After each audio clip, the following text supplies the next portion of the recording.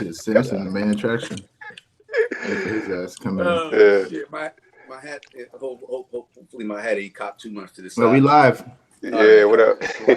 Yeah. Oh, look at my. What up? I see you asked what your coochie hat on over there. the Santa coochie. The Santa coochie. Yeah. What's going on, fellas? How y'all doing? What's up, fellas? What's going on, fellas? Man, happy Sunday to everybody.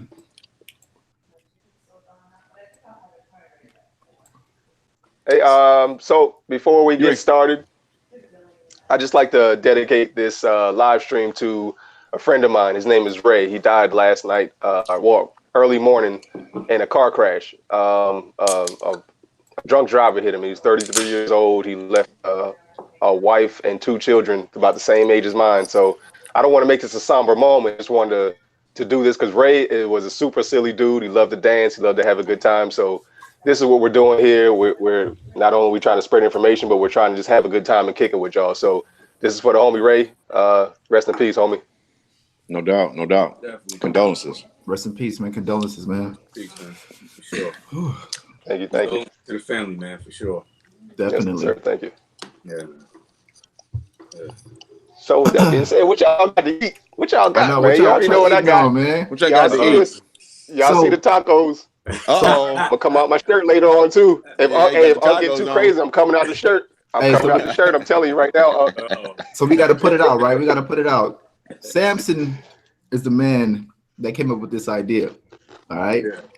I know it was late in the stream, and then Samson was like, "What we gonna do for the next stream?" Man, he was like, "Let's just go ahead and throw together. What is this shit called again? Mukbang. Mukbang. So we're gonna mukbang with y'all today, and we're gonna answer any questions, hang out, have a good time, man. You know, we appreciate all you guys joining the stream today. No doubt. For sure. Megan's Life said he want that shirt. BMC. Oh, BMC. This the homie D High. You already know. Yeah. BMC. We all we got. We all we got, baby. Men's community. Yeah, we got them on. No doubt. Yeah, man. Something I started like a couple years ago. You know, I just wanted to represent the community, man. You know, so I came up with the idea of the BMC. And then on here it says men that grow together, where the M is, and it says men that grow together. So, yes, you know, it's not only about beards, man. It's just about us growing as men. So I thought it was pretty cool. You know what I mean? Samson. God damn, what's happening? Yo, what up? Shit, what's up, man? Look at Samson. He made his own custom. Man, look at that, man. What you got a 2-gallon Mountain Dew? What is that over there, man? You got a 3. Oh shit, Samson gonna be turned the hell up now. Oh man, off Mountain Dew. It's gonna be trouble, y'all. Your boy got a whole pizza in this thing, man, with chicken wings and like the little boneless bone out wings from Pizza Hut, man. Oh yeah. Hey Samson, me and X are from Jersey, man. That Pizza Hut pizza ain't cutting it, man. You don't have no rib joint. You ain't had no like capriccios or scratchagachis or something over there. You couldn't get real Italian pizza. Hey, we got a Pagliacci's, man. That's about the closest thing I think we gonna have. Oh man, you should have hit that spot, man. Yep. Yeah, well, y'all probably don't got one of these where y'all from. This here is Burger King. I'm sure y'all don't got these nowhere. You know what I'm saying? These exclusive. That's exclusive shit right here. Mm-hmm. Yeah, man. You got yourself that special Whopper, huh? Mm-hmm. That special Whopper. Tonight, fellas. Special Whopper. I got that seaweed salad and a little bit of sushi here. Well, you got a little bit of sushi and everything. Yeah, I got that beer food, man. Yeah, that's that beer food. Let me show y'all what I'm eating. I got these big ass zucchinis. Zucchini? Yeah, fried zucchinis. Healthy ass, man. Hey, and I got a pastrami sandwich sticks too, though. Nice little pastrami sandwich. So shit, man, ain't no people gonna get on here and eat healthy and shit, man. I put this shit up there. Hey, my shit fried though. It's fried. Oh, I was gonna say, Y'all making me feel bad and shit, man. I'm sitting up here eating all this bullshit, about to get goddamn have a heart attack and shit. Y'all eating good and shit, man. Oh Shit. hell, we got a question already, man. What's up? Robert Jones for the straight razor guys. What up, fellas? Do any of you have a hard time shaving with straight razor? I don't use straight razor, so I don't. That's what I'm gonna say. LB, that's what I'm gonna say. I do, cause I can't shave with no goddamn straight razor. I been took my whole goddamn chin off. Yeah. All I can do is my cheek line with the straight razor. I can't do anything else. I can't use it on my hair or anything underneath my neck. I'm not gonna cut my damn neck, so Right. I just use it up here on the cheek line. It was definitely learning for me, man. That shit. It took me a minute to kind of master it a little bit, but a little bit of time and patience, practice, you'll definitely get better at it, man. But you're gonna definitely chop your ass up in the first Yeah. almost like Samson said, I'm gonna stick a piece off my goddamn cheek one day. I still cut my face when I use it, and I'm a little bit better with it, but I still cut my face. You know what I'm saying? Pushing down too hard. So, but hey, I still commend y'all, man, because man, when I be seeing them barbers use it, man, and how y'all be using it, man, y'all be doing that shit so goddamn smooth, man, and that line be so damn on point when y'all get finished with that razor, man. It definitely takes some time to fill that shit out. Yeah, I'm heavy-handed. You know what I mean? So I usually take off the skin over here, and then I got to use cocoa butter for about a week or two to try and get my skin back to normal. So you be at the chopping that wood. You know what I mean? You be at the chopping that wood with the same type of pressure that's on your face. Oh man. Fuck around and chop off your whole nose and shit. I thought I saw another question about some beard butter. Oh, here we go. Brian Tyson. Have any one of you guys used beard butter, and what company do you recommend? Hey man, are you watching our YouTube, man? I don't think you're watching our YouTube. You asking if we use beard butter, man. But anyway, yeah, I think pretty much all of us have experience with beard butter. And for me, my top two would go to not in any particular order, but Uncle Donnie's beard butter and well, actually three: Uncle Donnie's, Detroit Grooming, and shit, I forgot the name of his freaking Beard Justice. The homie Cedric. His beard butter is real nice. He has all the cologne scents, but and I like the way he puts his stuff. He has all the like judiciary, things like hung jury and freaking all those crazy names that have to do with the court system. So no, I have to agree. I definitely like Uncle Donnie's butter, and I just got my hands, thanks to my good brother B-Dot, on that Detroit Grooming. So I've been working with the Detroit Grooming recently, and I really like it. Yeah, that's basically what I'm using right now, and the Uncle Donnie's. I love Uncle Donnie's. Yeah. That peppermint, I think it's a peppermint. I can't think of the other scent that's on it. Lemongrass. Yeah, lemongrass. There you go. I like that one. Really cool, man. Especially for these cold ass days outside. Yeah. Yeah, I wish I could pull. Go ahead. No, go ahead. No, I wasn't gonna say shit, man. I was gonna see if I could. I wish I could slow motion these chicken nuggets into my damn bag right here, but for a little cinematic. A little cinematic effect. Yeah, a little cinematic, man. But I can't do it on my cell phone. What you said? Those are chicken nuggets? I got the little $1 chicken nugget, man. I had a whole $1 to spend along with my Whoppers, so. Hey man, I actually got some goodies in the mail, man, from Uncle Donnie's, man. What? Nice. Yeah. Nice. I got the peppermint lemongrass, the beard butter.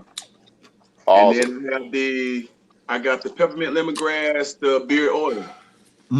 Okay, yeah. So I mean, since he took the time to send them, man, I'm gonna definitely use them. You know what I'm saying, to give him feedback on it. So right, for sure. Appreciate that. Uncle Donnie, if you watching, man, I appreciate that. Salute to you too, man. Thank you. Yeah, man, y'all brothers already named like all my favorites, man. Uncle Donnie's. I like Detroit Grooming as well. And I think Lump Vision LV mentioned Beard Justice, and he sent me a unscented beard butter a long time ago. Oh, cool. And I had like that one too, man. For sure. Yeah. Yeah. And then like we said about that Scotch Porter Balm, that's damn near like a butter. Yeah, yeah. Right.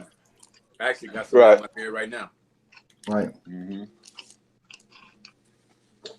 Hey, for y'all fellas asking for some of this pizza, man, y'all can sure have some, man. I swear. I ain't Hey, look, man. If it don't have an Italian name, I ain't touching it. Damn. Ain't messing with that. Nah, I'm gonna tell you, bro. There's a place out here called Pizza Blitz, and which is by far the like I said, I'm from Jersey, man. I know when I have my hands on some real pizza. And there's a place out here in Maryland called Pizza Blitz, man, and that that's legit. Even though it don't have an Italian name, that's legit pizza. I'll drive. It's like, I don't know, 15, 20 minutes from the house. I'll ride out there in a heartbeat to get some pizza. Because all that other stuff, I can't deal with none of that other stuff, man. You know what I'm like about that, because I moved out here to the West Coast, man, and when I moved from the South, I left it behind. So whenever I get to the South, I always got to hit Waffle House.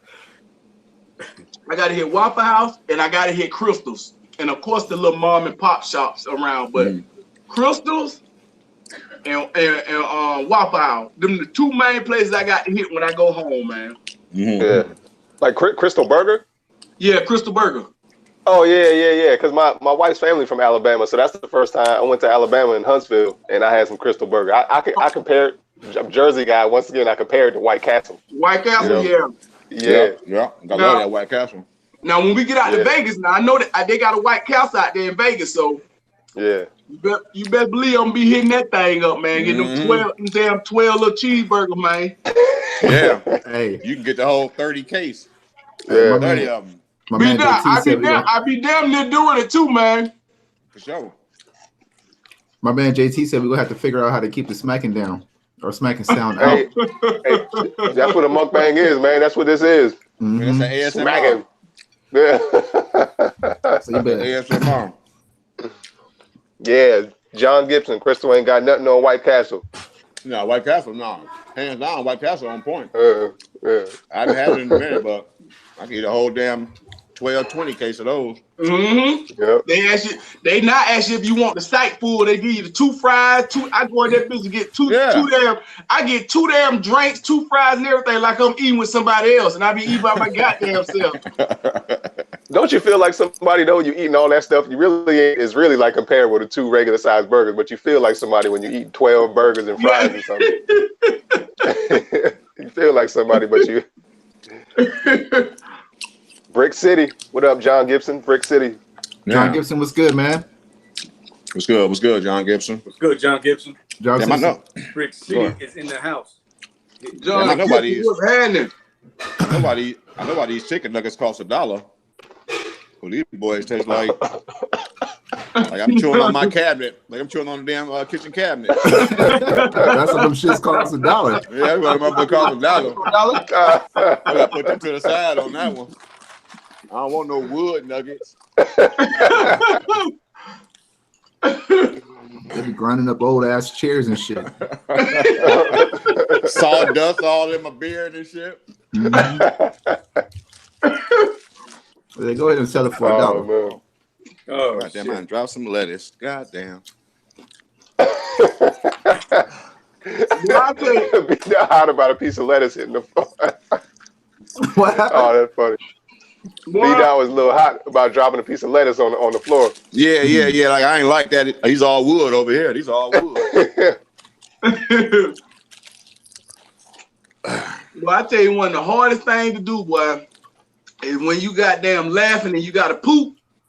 That shit hard as hell to try to hold that goddamn fart in and try to laugh and shit. You might as well let it go. Yeah. Or you know what? Or if you're in the classroom, I don't know what the fuck be happening. You always be in the classroom, but you have to sneeze, but you have to poop too. And people fuck around and hear that fart over the sneeze. God damn, boy. I swear. Oh, man. Sneezing the poo, the snoot. You don't get that snoot going on. Hey, D-High, can you drop the link for the BMC shirt? Yeah. Somebody, I just saw somebody ask how they can get the shirt. I gotta find it. I just saw some. It's D White. D White asked, "How can I get a shirt?" All right, let me see real quick. So, Kim Muhammad said, "What am I eating with chopsticks?" That right there is seaweed salad, brother. Beard food. Grass. Yeah, Grass, basically. you can put that right in Yeah, grass. Yeah. That's what he do. He saved the grass clippings for when he cut the grass and just eat it on live stream. Throw a little olive oil in there and make a little salad out of it.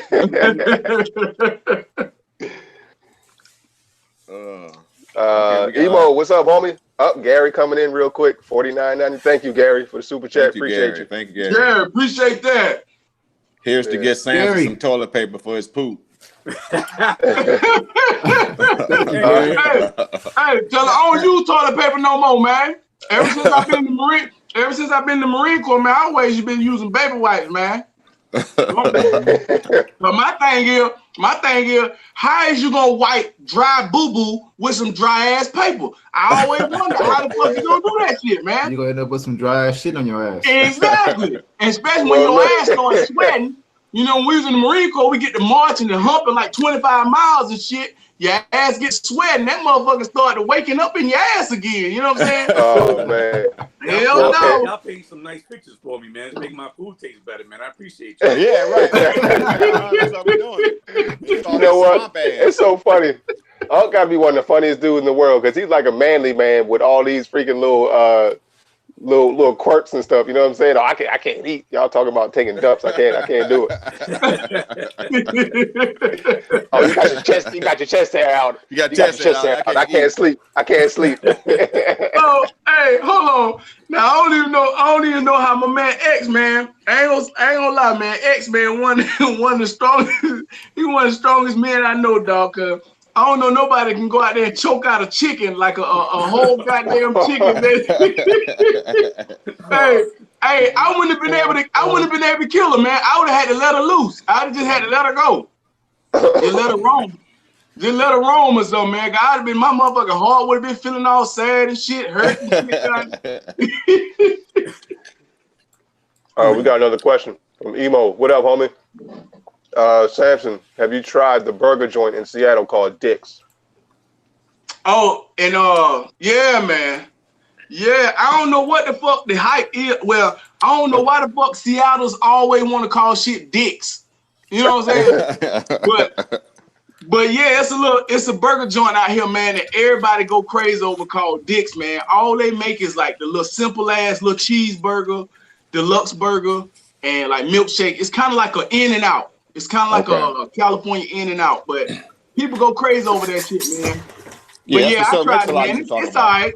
It's all right. One time I had got one of them bad burgers, man, where they didn't cook the shit all the way. I asked the dude for well done, too. But, man, I fucked around, man. It had so much pink in there, I thought I was eating pussy, man. I was like, God damn. The fuck is that? Oh, shit. God damn, this burger. I thought that bitch was mooing when I was biting it. Moo. Every time I get that motherfucker, that bitch said, moo. Yeah, that was that burger joint. That was that burger joint Sir Mix-a-Lot used to rap about. Yeah. In his songs. Yeah. Yeah. He's from Seattle. He out here. He's a radio personality out here too in the morning. Yeah. Sir Mix-a-Lot. That's right. Yeah. He used to talk about Dick's as a place where the cool hang out. Right. You know, one of his songs. I done actually seen where Sean Kemp be hanging out here too, man. Sean Kemp. Rain Man. Rain Man, yes, sir. He be at the malls and stuff out here in South Center and out in Seattle and stuff like that.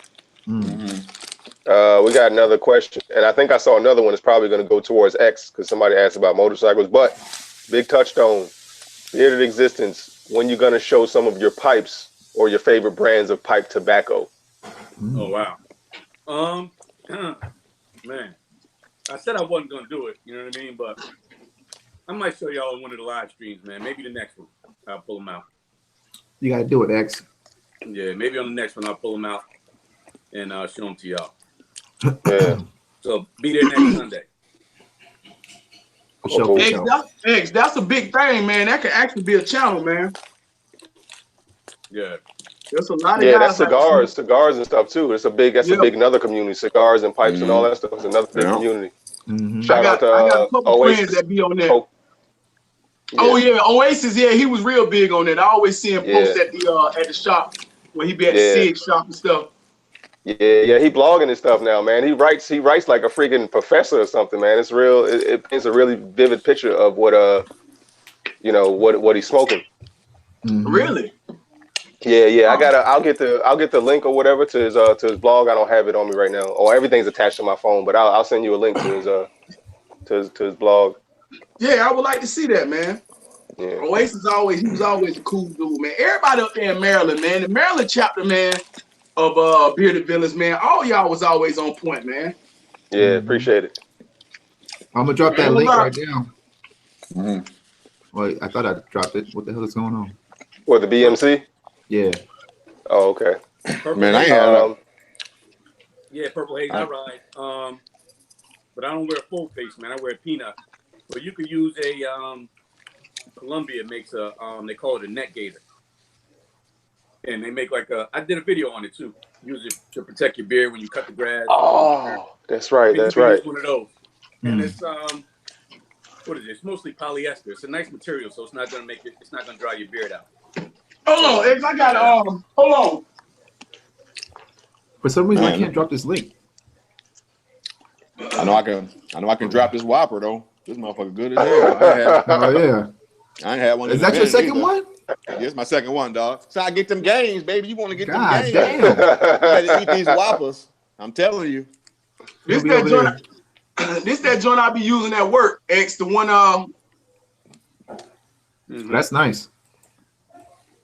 And when I want to tuck that motherfucker in, man, I can tuck everything inside this joint right here. Yeah. And I won't get no dirt or no debris or nothing like that. I ain't got nothing tugging on it. And it's that polyester material around this part. But yeah, man, that's real nice. Especially it will protect you while you cutting grass and everything else too. Yeah, man. Keep all that damn watch out. dust and dirt and all that shit out your beard. Yeah. You know. So, hey, D-Hot, isn't the link to Amazon or whatever for the BMC shirts in your description box or whatever on your video? I think it's one in my actually I think it's one in this video. I mean in this live stream right now, but I'm trying to find one where I can send it directly in the chat. I can't even hardly drink my fucking beers eating all this damn food. The beer was more important, I thought. I need some brewing. Now I'm over here full. Yeah, I'm about to wrap this up myself. Yeah. Philly Boy Fitness. He says, I'm not trying to be racist, but do you notice that most black guys don't like to grow their mustaches big?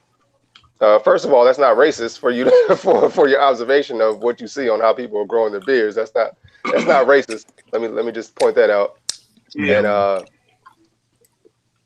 second of all, I don't know if black guys don't like to grow their mustaches out or not. But you do have a bit of a point. I don't see a whole lot of black men with big mustaches. So the point of not liking to, it might be something. I'm not no freaking expert, trichologist and dermatologist and all that, but I don't see a whole lot of black men with long mustaches. So I think your observation might be accurate. I got an answer for that, man. Okay. If you look, and this is real shit. Now I want y'all to pay attention to this. This is just something that I actually noticed about beards, while growing a beard and all of that, right? So in the beginning, when you actually look at people when they grow a beard,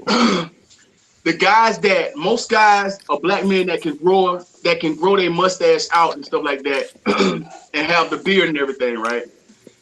If you just let it grow and don't touch it, like if you got all the follicles there, and if every black man just had all the follicles up under their mustache and everybody just let it grow, everybody's beard print will look the same.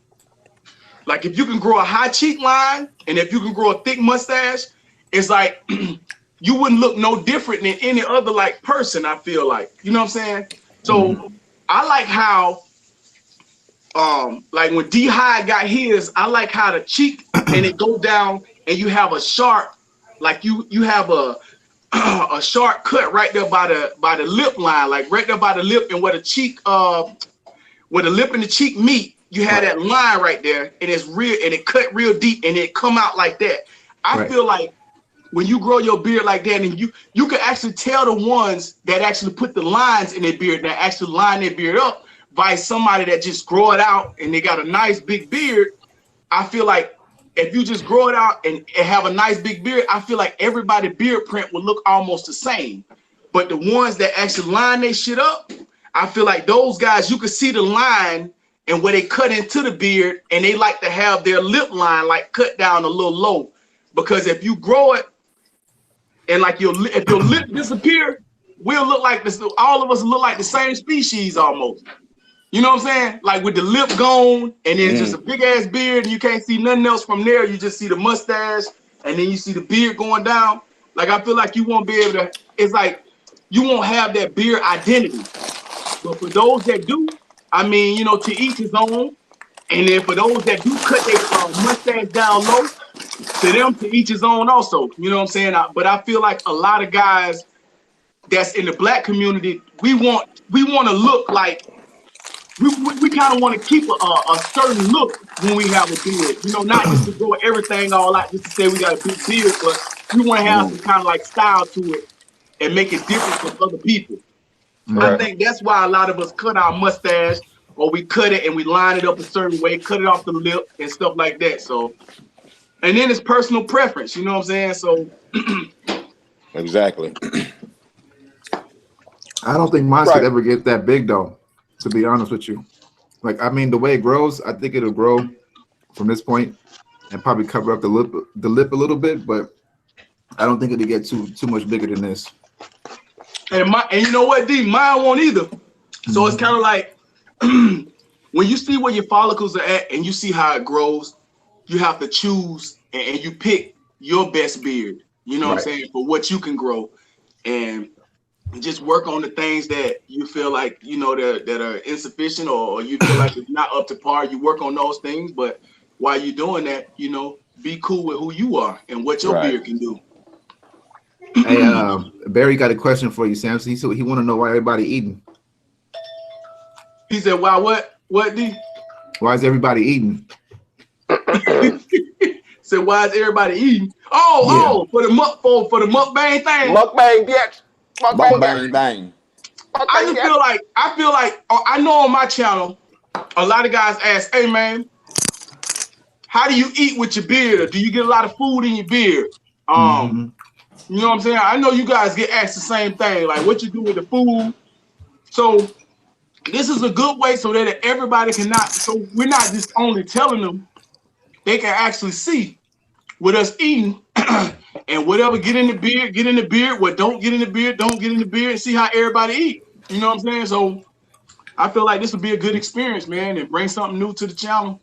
No doubt. Bring something new to the live stream. So. A little something different. Yeah. If I can get in on that last question about the mustache, because I think I got a decent sized mustache. Shit, decent. That motherfucker huge. Yeah. You hiding young chickens in that mustache. Hey, god damn. X got one of the best motherfucking mustaches I done ever goddamn seen. Man. My answer is because the damn mustache is a pain in the ass, man. You know what I mean? And it's tough. It's tough because a lot of times my mustache looks out of place because it's not where I want it to be, so I can trim it and have the sharp lines I want on the bottom. So right now, if I put it in there, take it up a little bit. So I want it to go down a little bit longer. So you spend a lot of time not looking the way you want to look, trying to get to your goal so that you can go ahead and polish your beard up. You know what I mean? So right now, my beard doesn't look the way I want it to look. You know, my mustache doesn't. Because if I put the lines in it that I want to, it's going to shorten it up a lot. So I'm waiting. Maybe I might wait another month or two and then go ahead and clip it up. So let me ask you the question here, because the biggest thing to me was a part of about that question is, he said, why do black men not like to grow a bigger mustache? So to me, that's more of the biggest thing than anything, because if if it obviously it's a preference, but like I said, I don't think that it's something that black men don't like. You know, it's not like they're like, nah, I don't want a big mustache. I don't want that. You know, I don't know if that's true or not. Like, I don't particularly. I just know for me, mine. I've been letting mine go for a while, and this is pretty much where it's gonna get. Like, I would like a bigger mustache, but I don't think it's gonna get too much bigger than what it is right now. So do y'all think it's more? Do any of you not want a bigger mustache, or is it just something that you just haven't been able to achieve outside of X? And B Dot has a decent sized mustache too right now. I mean, I know it's gonna get longer. But. Yeah, I used to sort of have mine like X a little bit, not as big, but mine definitely grows like that. You know what I'm saying? If I just keep it growing, you know, over my bottom lip, I mean my top lip and everything. So I just prefer not to have it like that, you know. So it's all preference. Yeah, it's all preference, man. You know, it's preference, and then also what you could grow if you're able to grow it anyway in the first place. You know, so. Because I already know mine is not. I don't want it past my lip. I don't want it coming over my lip. That's one thing that I know. I would want a solid line, and like it's really hard to tell. But X's mustache actually comes down like over his beard. It's not just like right here. X's mustache comes. Yeah, he has them. He has them, and that's what I would like to have, that part right going in. But I don't want anything over my lip. But I would love to have a bigger mustache. You know, I shot a damn mustache.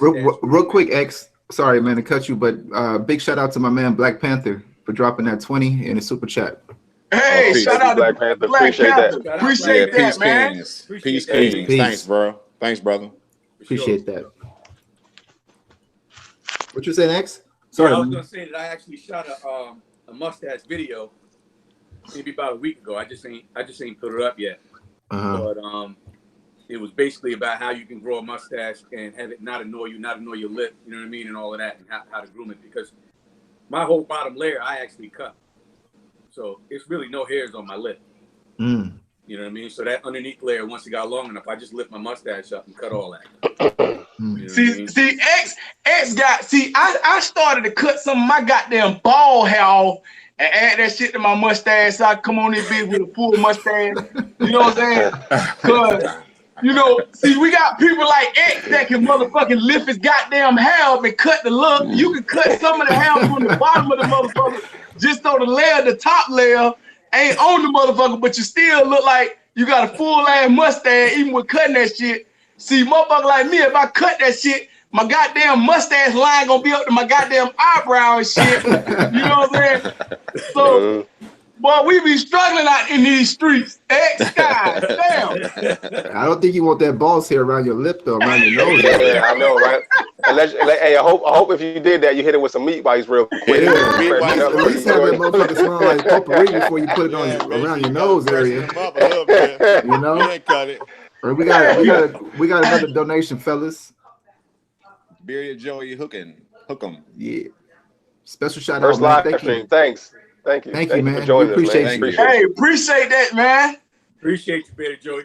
Yeah, thanks a lot, brother. And from this picture, it looks like you got a dope beard too. Oh yeah. Yeah. Real quick for those of you that was asking about the shirts, I'm gonna drop the link right now to the Amazon website. The BMC shirts that we all rocking, man. I appreciate you guys. I appreciate all you for rocking the shirt too in the stream, man. You know, absolutely. BMC, baby, we got. I like that shit, Samson. I like that shit, Samson. Yeah, man. I told you, man. I told you got that special touch. You got that touch. We've been looking for vendors, but we'll talk about that off of this joint too, man. That's we gonna right. hit you up. That's right. So real quick, where everybody from, man? Where everybody at? Before we get into that, you know, we got what, 74 people in here right now. Why don't y'all go ahead and hit that like button for us, man? It really helps the channel, you know, with the algorithms and all that stuff, man. So we really appreciate that if you guys did that. All right. No doubt. Oh, I got a question from King David, man. He was asking what is the living like out here in Seattle in the Emerald City for, you know what I'm saying, I guess, you know, for our people, which is, you know, African Americans and things like that. So, and he said it was either coming here, relocating to here, or going to Houston. King David, man, salute to you for that question, man.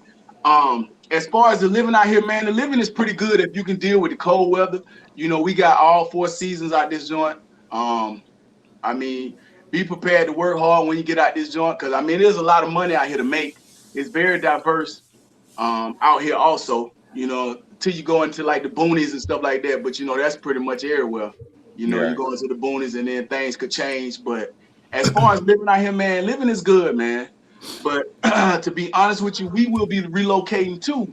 I'm a big gun guy, so I own over like 40 firearms. So it's like out here they're starting to change firearm laws. Like they're starting to come down on the firearms community and the Second Amendment community. So I'm gonna have to relocate. I used to live out in California. That was another big reason why I left Cali, because Governor Brown was actually signing into law a lot of gun laws that will make me a felon on sight after they went in.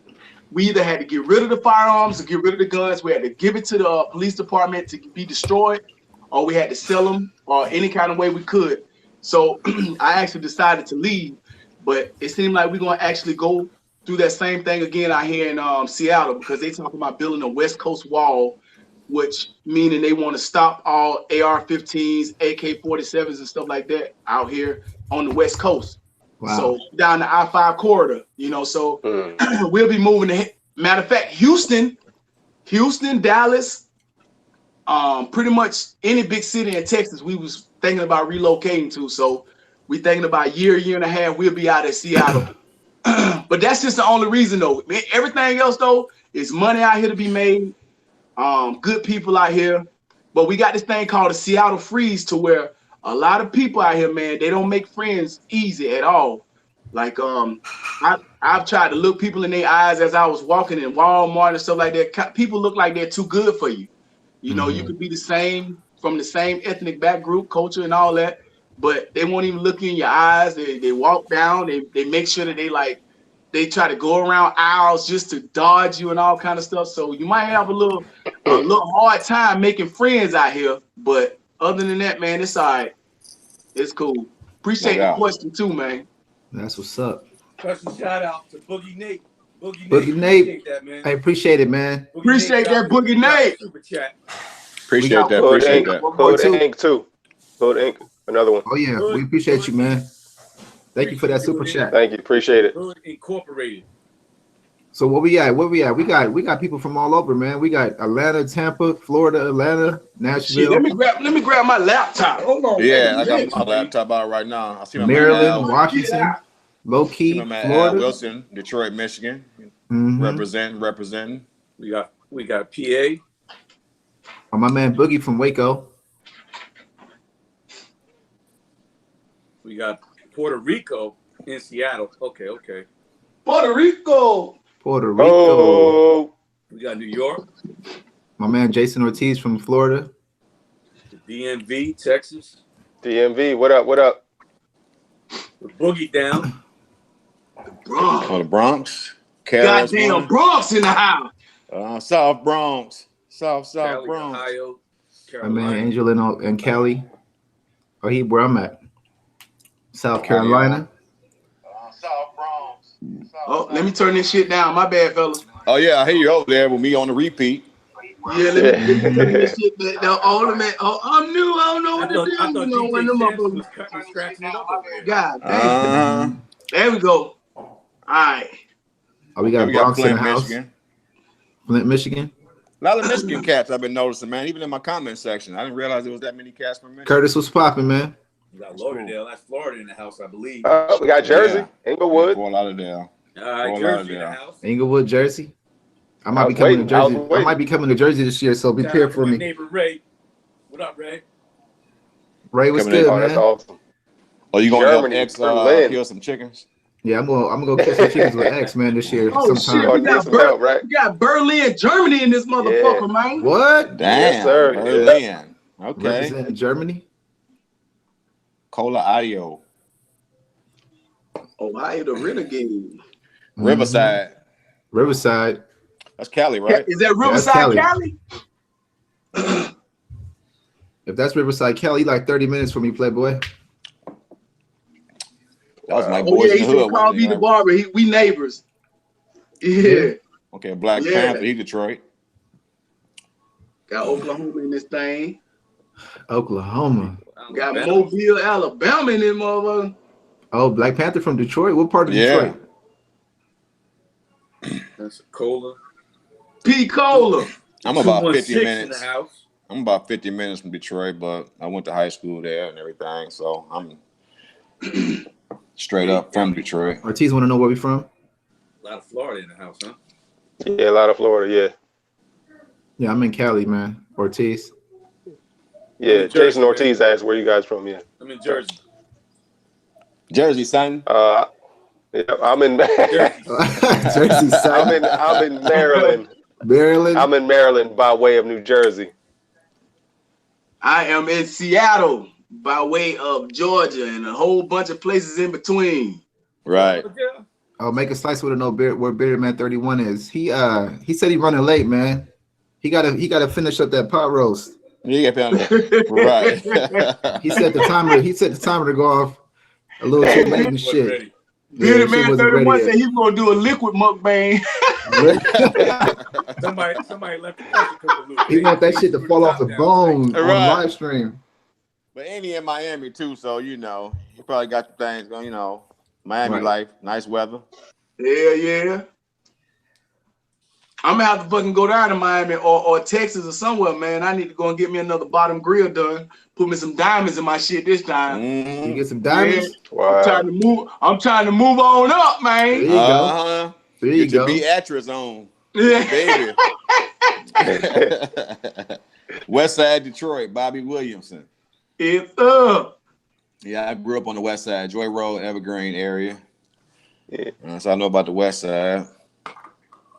I'll let D-Hyde handle that. What's that?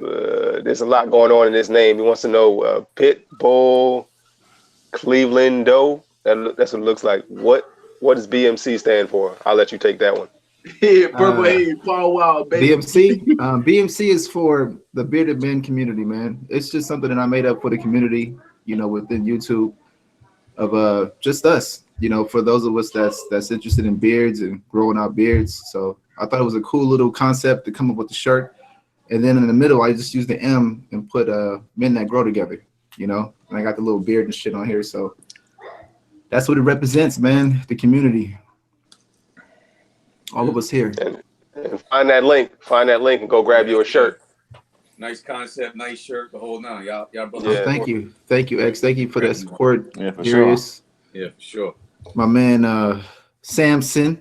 Oh yeah, man. You know, hey, my man B Dot. You guys always LB. Yeah, for sure. For sure. So we've been working on some different concepts too, man. I want to see somebody already says X gonna bring out that chicken shirt. Oh no, he said X gonna bring out the chicken on the live stream. My bad. As soon as I'm gonna do the whole live stream from the crew. Yeah. Old foghorn leghorn himself. Right. Oh man. I was telling X he need to go ahead and get him a chicken shirt, man, or something. Yeah, and big touchdown. What's y'all top 5 rap groups? Damn. Top 5 rap groups. I don't know if I can name 5. Come on, man. You guys up here trying to look. Hey, man, go back. Get out. Big touchstone. Big block. Go somewhere, man. We trying to chill. You got us thinking and stuff over here. We ain't trying to think. We just trying to chill, man. Hey, we can do 5 together, one apiece. Yeah, right. Yeah, we can do one apiece. We can do one apiece. Okay, well I got NWA. I got the 5 heartbeats. 5 heartbeats. Y'all show y'all one old Eddie Kane. Eddie Kane. Not like this. I'm gonna have to throw out EPMD. MOP. Okay, yeah, that's Jersey. The Woo. Airbnb and Rakim. Yeah. Rakim. Throw out Mobb Deep for sure. Whole lot. Come on, you gotta go back. You gotta go back farther than that. Unc's like 62. You gotta go back a little farther than that. Yeah, you gotta go back. You like 62 over there. You gotta go back farther. Sugar Hill. You gotta say Sugar Hill. Yeah, that's what I was waiting for. Nah, that's my era, man. That's my era, man. Cut it out. A friend of mine. All right. MC Rhymes. It's a brand newbie. They're brand newbies, of course. Brand newbie. That's Somebody Slick Rick. Wu-Tang Clan. Wu-Tang Clan. Yeah. Yeah. I'm gonna go Outkast. Outkast is my guys. Yeah, man. Outkast. Yeah, Definitely Outkast. up there. NWA. Outkast up is one of there. the first albums I think I actually bought, man. I Yes, like sir. Bone. Cass and that Goody Mob, man. Yeah. Mm-hmm. Me Yeah, Bone. and you. Hey, Bone man. Thugs Hey, and Harmony. if y'all like Cass, man, have y'all heard the dude Toby Nwingwe? His name is Toby Nwingwe. I know think I that's saw him crazy. on Instagram. It's the crazy ass last name, but dude fire, man. When I tell you he got lyrics, like for people that like to hear lyrics, and he got that old Southern swag to him, same way like he reminds me like a young Andre 3000, man. Dude be on it, man. He on it. He got lyrics with it too. Yeah, I saw him on Instagram. I think I actually follow him. I think I know what you're talking about. Yeah, dude fire, man. Speaking of 3000, man, dude don't get enough credit, man. 3000 is a monster, man. I don't know if it just goes over people's heads or what, but 3000 is I mean, even his basic stuff is just nasty. You know what I think it was, man? Like, cause back in the days, man, the South didn't get noticed for lyrics. You know, we didn't, but see, they don't understand that a lot of groups that came out the South, they wasn't all about booty shake. You know, the South was known for booty shake and all of that, you know what I'm saying? At night, I think all that shit, you know what I'm saying? They were known for all that type shit and that Dickie ride, that shit right there. Well, that's you know where all the dancing stuff come from now. All Yeah. this dancing stuff these kids are doing is from the South. I remember when the movement started, because I was in the club heavy in the early 2000s. I was in the club heavy. And all that walk it out and all that stuff, it all started. Now it's freaking huge. Now it's huge. Exactly. Huge. And it took that long to really get like huge. I mean, early 2000s, man. I remember it. You know what? I got to give credit to NY too, man, in New York and the East Coast, because a lot of them, the Harlem Shake, like a lot of these dances originated from like the Harlem Shake and then that chicken noodle soup dance and you know, all these cats, they took that and then like they made other things. And that Millie Rock is fucking, I mean, everybody Millie Rock. Yeah. You know what I'm saying? Like they even suing Fortnite over that Millie Rock dance. You know what I'm saying? Oh yeah. So, Oh yeah. It's a lot of huge, people still man. Fortnite. But I just think said Black Star for sure. Black Star. Yeah, my man said can't forget UGK. Definitely can't forget Yeah, that. no doubt. See the bond. Buckshot Yeah. Shorty, Fast Five, you know what I mean? that's on that the UGK, Gang Goody Story, Mob, yeah, for sure. Cass. That's like on a daily rotation for me, man. Yeah. Oh yeah. Yeah. Even Ghetto Boys. Yeah, all of them. Oh, yeah. Nah, I almost We got a forgot beard Ghetto Boy. question. Angel Hart Ortiz says, I have a question. My barber wants to cut the bottom of my beard, but I don't know if it will take a while to grow back. Yeah, getting to know your beard, man, because like if you can see today, I don't know if you can see or notice, my beard is real transparent down at the bottom, right? It's because I washed my beard last night. And whenever I wash my beard, it takes like a day or two for it to drop back down. So if I were to do a trim, I'd have to come up real high to get rid of that transparency. So being that I know that, I would never trim my beard at least 3 days. I wait 3 days after my wash day to trim my beard because that shampooing and then conditioning really shrinks me up. So just get to know your beard, man, and you'll know, maybe that's something you may want to do yourself. Definitely. Hashtag know your beard. Hashtag know your beard. I might give me a t-shirt, Samson. Holla at you. To know your beard. Know your beard, hashtag. Yeah. Hashtag know your beard. All right. I dyed my shit. Hey, I dyed my shit last night. I don't know if y'all know. Your boy in this bitch looking like Black Beauty in this motherfucker. Goddamn boy done dyed that motherfucker last night, man. I used that goddamn that Just For Men last night, man. Shit. Oh yeah, for sure. Dyed the hell out that shit. Beard still looking strong. Yeah, I appreciate that, man. I trimmed and dyed, man. Trimmed and dyed. Yeah. We got another question from Philly Boy Fitness. What age did you guys' beard get thick and full? My beard is decent, but my stash is lagging. I'm 22. Oh, shit, you still got a little way to go. Yeah, you got some 22 ways, years man. old. You got some years. You got some years Yeah, in man. You know what? left. Let me can I say this real quick, man? It was crazy because what is his name? Randy from Beard Booze, man. He had a couple videos where he was talking about how like there's some things going on in the community where you know, things are being said and like commercials are being had, like if you don't have a beard, you're not a man, and this, that, and the other. And younger guys are getting hold of this stuff and they're putting pressure on themselves. I'm gonna tell you right now, man, do not put pressure on yourself for growing a freaking beard, okay? Especially if you're 18, 19, 20, 21, 22. Come on, man. You gotta do not feel any pressure to have hair on your freaking face. First of all, it's hair. All right. It doesn't determine anything. It doesn't make you a man to have hair on your beard. It don't make you a tough guy. It don't make you nothing. It's hair on your face. But if that's something that you want, you just gotta wait a little bit. I'm gonna tell you right now that my beard did not get really thick, and I didn't realize it didn't grow as high as it can and all that stuff until I was at least like 25, 26. I realized that I can do this here. And also it's just genetic makeup. I mean, you can't look at your pops and like, oh, I'm gonna have a beard because my pops or somebody. It's just genetics skip and do all types of stuff. It does all types of stuff. So don't look at somebody and be like, oh, I'm gonna have it because somebody else has it. You just gotta wait on it, man. And if it comes, it comes. If it doesn't, don't feel like you're less of a man because you don't have a freaking beard. So if you're 22, you got something going on right now, just wait on it, man. Just wait. And not to keep running on and on and on. I did a video a long time ago of my beard journey. And, I went from the long super sideburns with a little dirt stash and, eventually it just evolved when I got in my mid 20s, 25, 26 is when I realized like, I can really do this. And that's when I, let it go, so. And I think we all been 36 there, man. now, so.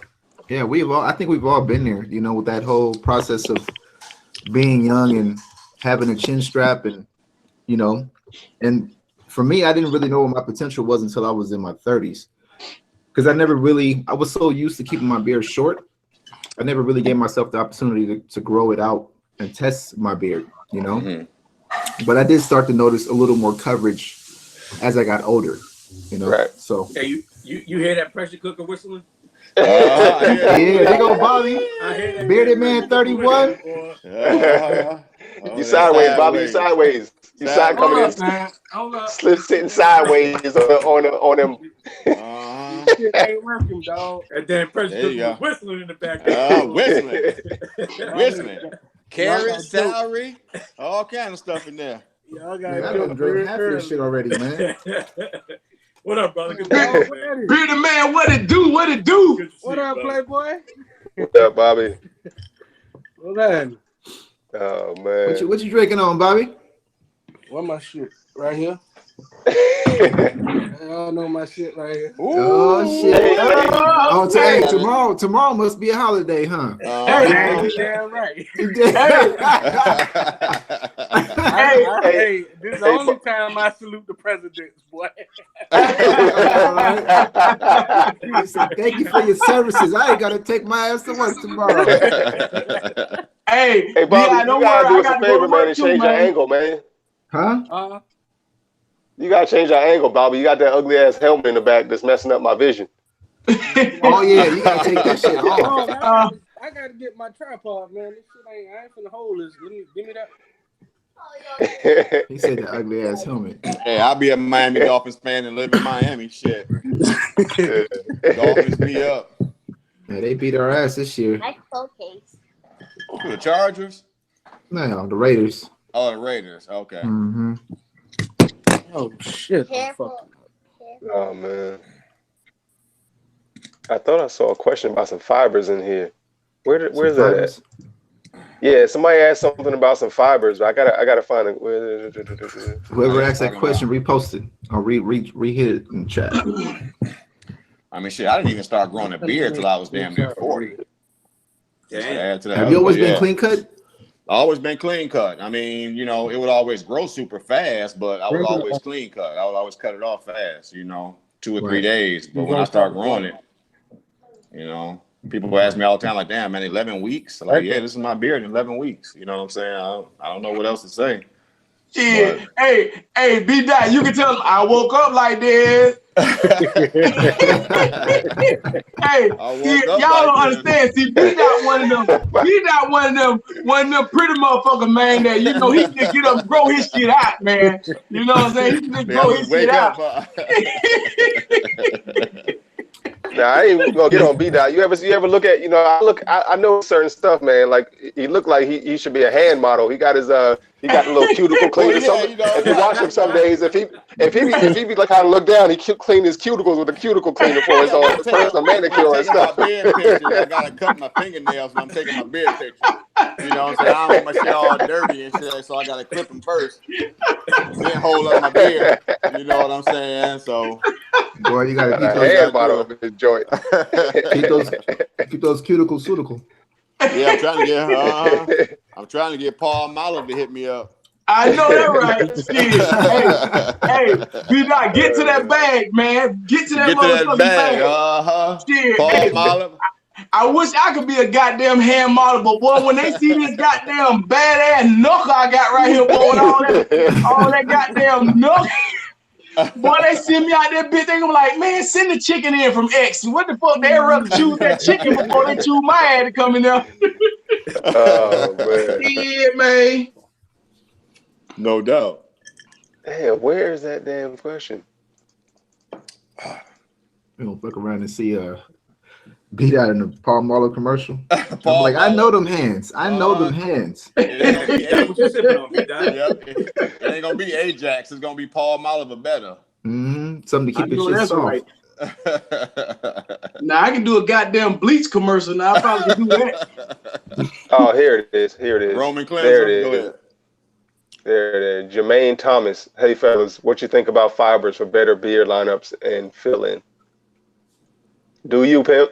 It's not really me to do any fibers or anything like that. But once again, Samson, if you guys really following Samson, you have seen Samson do stuff like that it's just ain't for me. But I ain't gonna knock you if you want to, hit it with the fibers to, tighten up your lines or whatever. I definitely believe in the fibers, and one reason is because, like, you know how you go to the barber, and if you're looking a little light or a little transparent on your cheek, that barber probably gonna take that shit off, and he probably gonna take it down to where you're a little darker or whatever. But now instead of doing that, what they've started to do is they'll start putting in they'll put in a little beiging on your light hairs or your transparent hairs, or they'll put, like, if you don't want that beiging on there, messing with your skin, all I do is I just spray a little of the fibers above my line. I spray it above the line, and I bring the line down to where that line is, where the transparent hair is, and it's a nice lineup, man. I mean, have you looking good, if you're about to go out or something like that. Now, I don't recommend if your ass about to get in the goddamn pool, or if you're trying to sit up in the hot tub with your gal, like, you in the hot tub and shit, your shit might start fading off in your goddamn beard if you ain't did the shit right. You know what I'm saying? You don't want that. You don't want to look around and your goddamn face look like it's melting because you in the goddamn sauna. You goddamn went lifting weight, want to get in the sauna and shit and talk shit with your lady. Now, don't do that shit. Just do it when you're going out, man. Just do it when you're going out. But yeah, man, I like them fibers, man, because you don't have to touch your line or nothing. You don't have to take it down. You can just put the fibers on there, be good for the day or whatever, and watch that shit out at the night. Hood says, them lightning strikes gone. Yeah. Yeah. Y'all see that? Hey, I can even open my shit up now. That shit black all the way through that motherfucker, man. There you go. Hell yeah, man. You go. How long you leave that shit in for? 5 minutes? Oh, hell no. I left that bitch in for 2 days.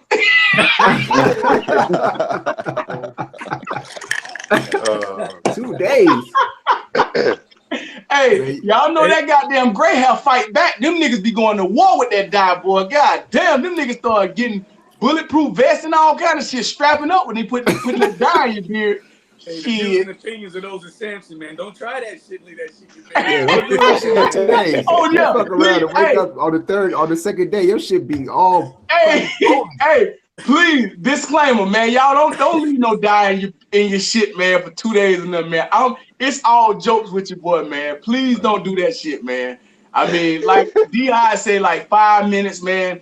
And you know what? I left the shit in probably like 20 minutes at the most. But when I left it in 20 minutes, I didn't put none of the dye on my skin at all. I just went to as far as I could on the hair and just left it on the hair down. You know what I'm saying? Left it in there, let it dye, and then I put the gloves on and like, you know, so I can massage it through the beard so I can get all through the hair, and then I rinse that shit out. And a lot of people don't understand that you gotta have a neutralizing shampoo.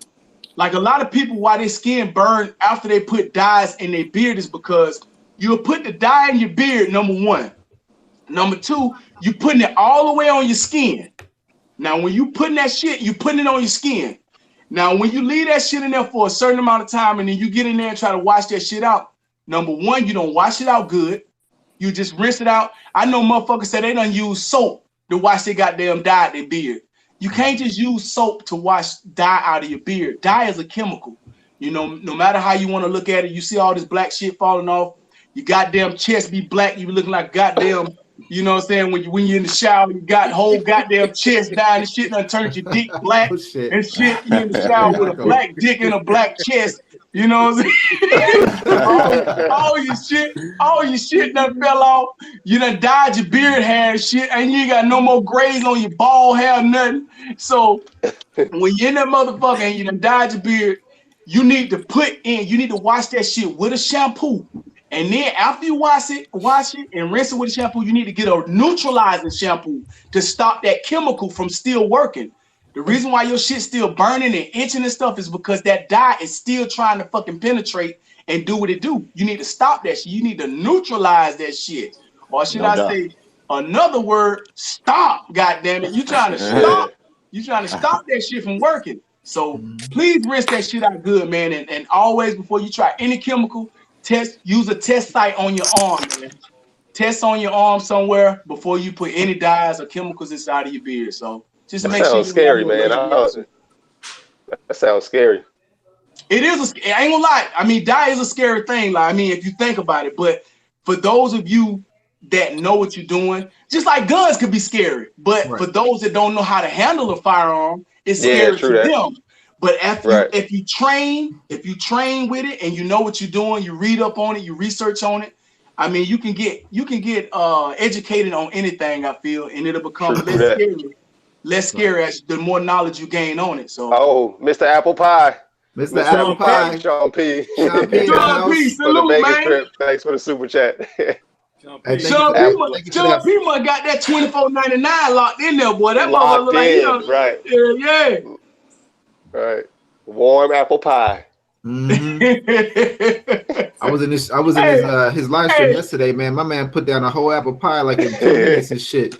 Hey, hold on. Hey, I got a joke for y'all, man. Hold on.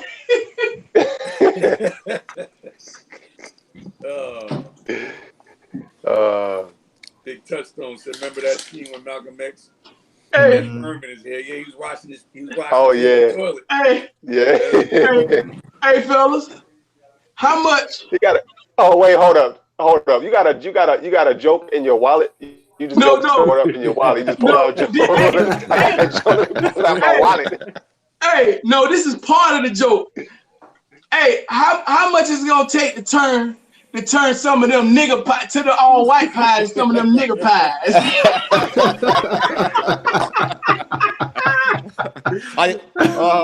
You say 30 miles, right? Yeah, 30 miles. 30 miles. Ain't no white folks so sensitive about pie out here.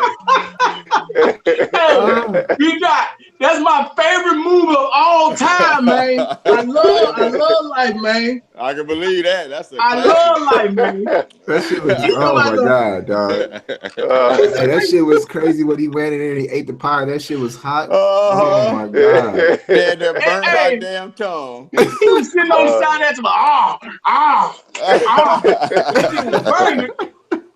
But hey, I done ate some of the hottest shit I done ate. You know, that shit could be so goddamn hot, you open your mouth. Have you ever ate some shit that was so goddamn hot, you open your mouth and let that shit fall on the floor? Oh, for sure. Bro, yeah, I think we've all been there. I had a goddamn a hot pocket. Oh my god. Oh man. Yeah. Hey, you said a hot pocket? A hot pocket. Yeah. Hot Pockets. Yeah. Hey, I was so goddamn hard. I bit that shit so goddamn hard. I had to do that little, you know how you be trying to blow that shit and chew like, Yeah. I let that shit, I spit that shit on the goddamn. I spit that shit on the floor. Hey, I couldn't even eat it after that because that heat had done sealed up my taste.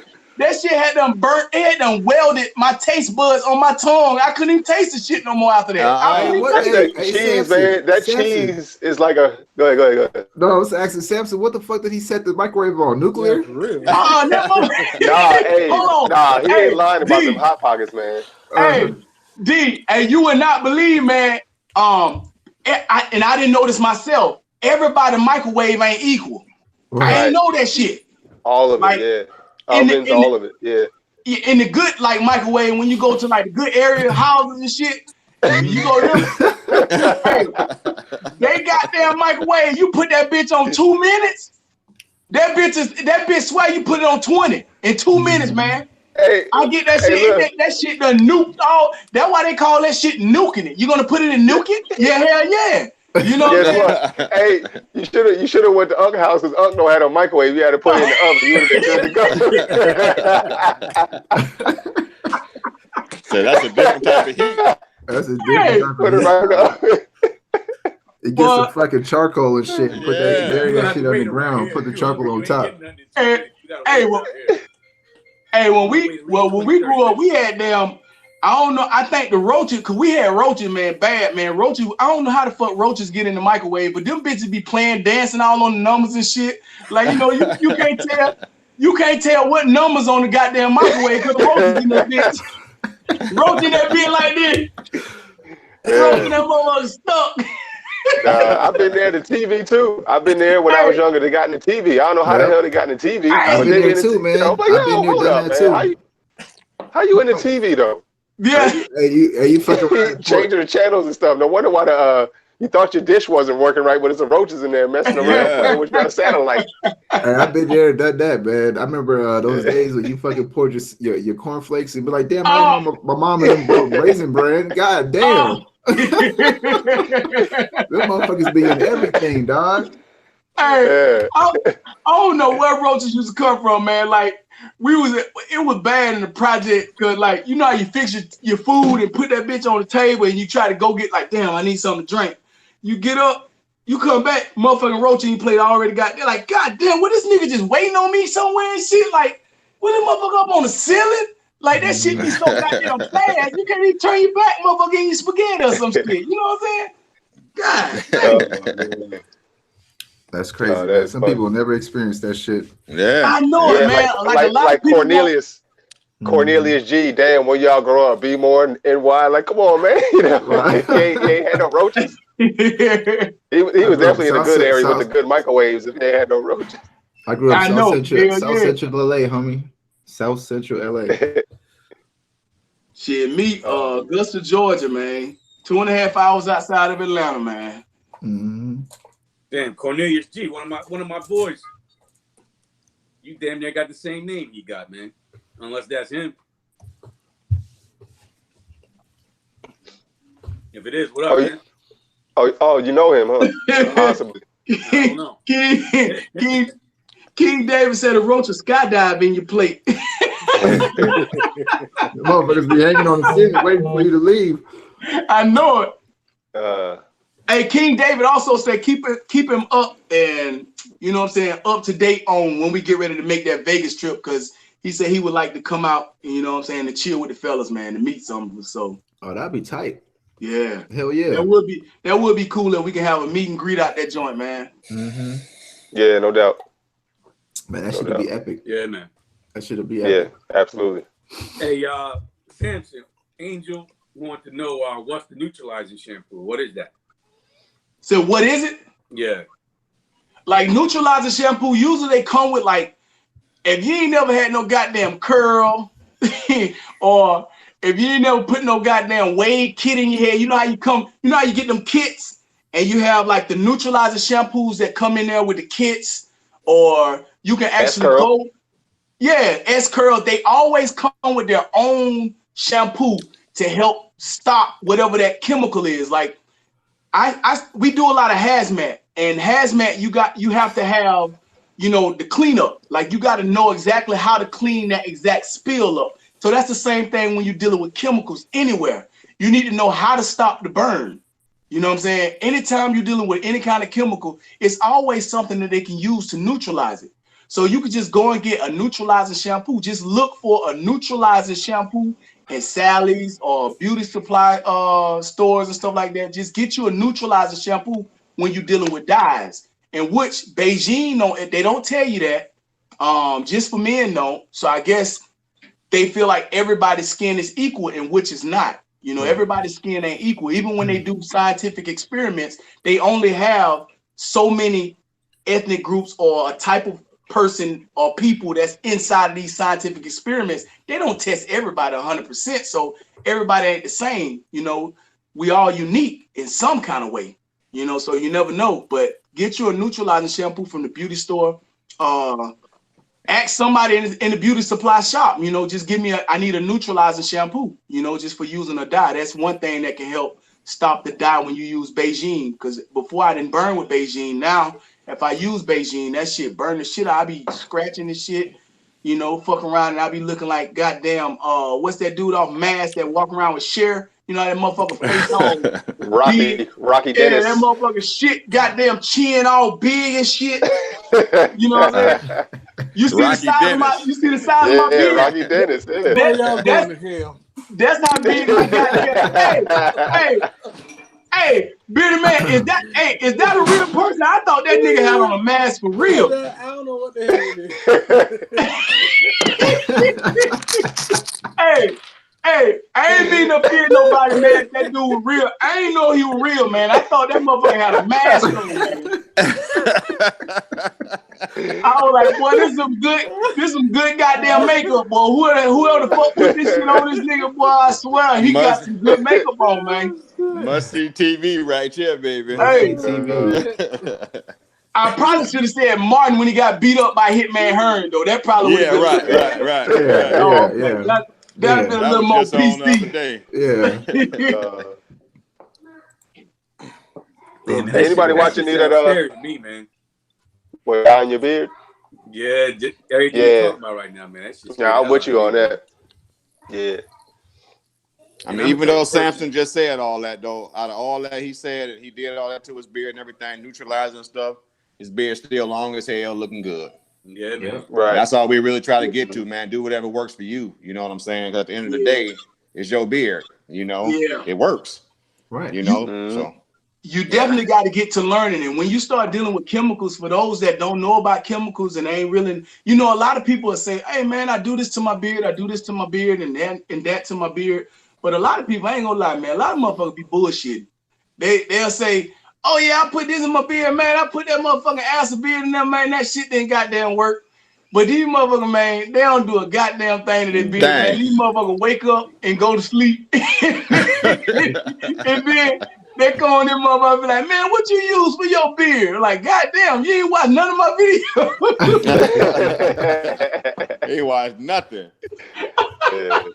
Like, man, I'm a firm believer in, like, I like to practice what I preach, man, and show guys that, you know, you can actually have a nice beard. You know, a lot of people don't use dye, and, you know, like they say, to each his own.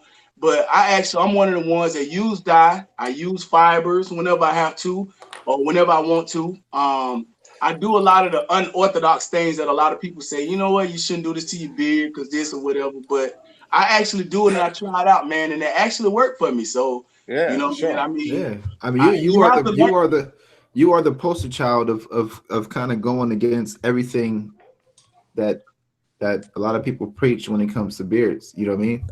Yeah. I think what it is that, like we talked about last time in the stream when we were talking about being stranded on a fucking island. You know what I mean? If you was like oh boy in that movie, Castaway, you know, your shit gonna grow no matter what, you know. But at the end of the day, it's how you want to, you know, it's like products you use to kind of maintain your beard. You want a particular look, a feel, a hold, the smell, all those things come into play, man. You know, but as far as the beard growing, it's all genetics, man. You know, and Yeah. it's gonna grow regardless. I was one of those guys when I first started getting involved. When I first started learning all that, I was one of those guys like, oh, you shouldn't do that to your beard. You shouldn't do that. You shouldn't do that. You shouldn't do that. And then when I came across Samson, Life Behind the Beard is the man who talked about Samson. When I found out who Samson was, I was just like, my jaw dropped. I was like, I threw all that stuff away. I'm like, dude, I can't look at this dude's beard, man. Are you kidding me? Like he's at the time you were using Hawaiian Silky and Wave Nouveau. I'm like, come on, like what am I gonna say to that? Bro, what can I say to that? So I'm just like, yo, dude, whatever y'all would have died if y'all seen me using that goddamn pink oil moisturizer on this motherfucker. My boy Chris uses that. My boy Chris last time, because I did a video on it, like between you two. I said my boy Chris and this guy, I didn't even know your name. I was like the dark-skinned dude with his wife, he got a gold tooth. That like I didn't even really know your name like that for real. And I'm like, my boy uses pink moisture, and that was who I wanted. That's the first dude that I saw with like a black dude with a big beard. And I'm like, oh man, I want my beard like Chris's beard. That's my boy Chris. And then you I'm like, look at these two guys. One guy uses Hawaiian Silky and Wave Nouveau. The other guy is using pink moisture. And I mean, for me personally, like hair, not all hair products, because I use hair conditioner and stuff like that. But I was using BB at the time, and my hair, my skin was irritated. It was flaky. It was all that stuff. And when I switched to beard products, all that went away. So I'm beard products like 98% of the time, but I do use hair products here and there. But all that went out the window with me when I found out about Chris and I found out about you, Samson. All that went out the window. So you gotta do what works, and it's that simple. Right, for sure. And you know what? And a lot of guys don't understand, like when you grow your beard, you're gonna grow a beard. You know, your hair is gonna grow out your face. You know, if you keep your follicles clean and just shampoo it and stuff like that. But the only thing that sets us aside is when you look at our beards, you see that the beard texture is a certain texture. That's just like if you see like dogs on the street that are homeless, right? You see a stray dog and his coat, he can have a coat growing, right? His fur is growing out or whatever, but the shit look raggedy and fucked up, you know what I'm saying? Stringy and shit. Now you see a dog that eat good or whatever, and he's actually like a domesticated dog or a dog that people take care of. Yeah, his shit is well groomed. His coat is shiny because it grow because of the products that he used. You know what I'm saying? That they take him and get groomed and shit. So it's kind of like the same thing. Like if you grow a beard and you wondering why your beard is like napping up, you know, they have certain things that they have like straightening creams. If your texture is balled up, and I would actually use a straightening cream before I use a like the blow dryer to like straighten my beard, like all that heat. I don't like to put heat to my beard, but it's all kinds of things that you can use. If you got a nap ass beard, you can use some shit to detangle it. You know what I'm saying? If you got a stringy ass beard, you can use some shit that'll keep it together, that butter. Now I know that beard butter is one of the things that keep it together and keep all your hairs in line and have that shit looking all neat and shit. Now I think I would definitely use a beard butter because that should have had me all wavy and shit. I done started brushing my beard too, man. And I noticed that with brushing it, it tames it a little better than a comb would. So I brush it to keep everything together. And you know what, X? I like to pat that shit down, and that shit works a lot better for me when I'm patting it down. Brush it. When I brush it and get that shit right, it works wonders. It look almost like I done went to the barbershop and got them static hairs cut. But all I do is I just put the product in it and I brush it and pat that shit down and it be all together. So I ain't really got I've been wanting to do a video.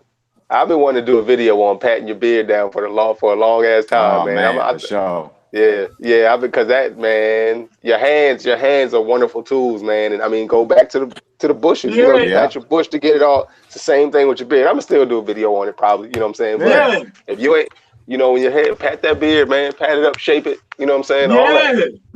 Yeah, do all that. I did that at work for a long time to hide the length. I used to pat it all the way in as far as it could go. I'm damn near knocking myself out trying to pat it. Wait a minute, X, you tried to make that motherfucker look smaller than what it really was. Right. I remember that. X had a little video when he talked about tucking his beard. He had his beard tucked. You know what I'm saying? He had a little whatever joint was tucked all the way. I was like, yo, this dude's beard disappeared. Are you kidding me? That's crazy. I remember that video, man. Yeah, man. Hey, I fuck around and put on a goddamn bow tie. They be like, why the fuck you wear a bow tie without no goddamn dress shirt? Cause I need to tuck my goddamn beard and have a little bow tie sitting right here on my goddamn neck. They be like, what the fuck is wrong with him, man? Yeah. Tuck that shit inside a turtleneck.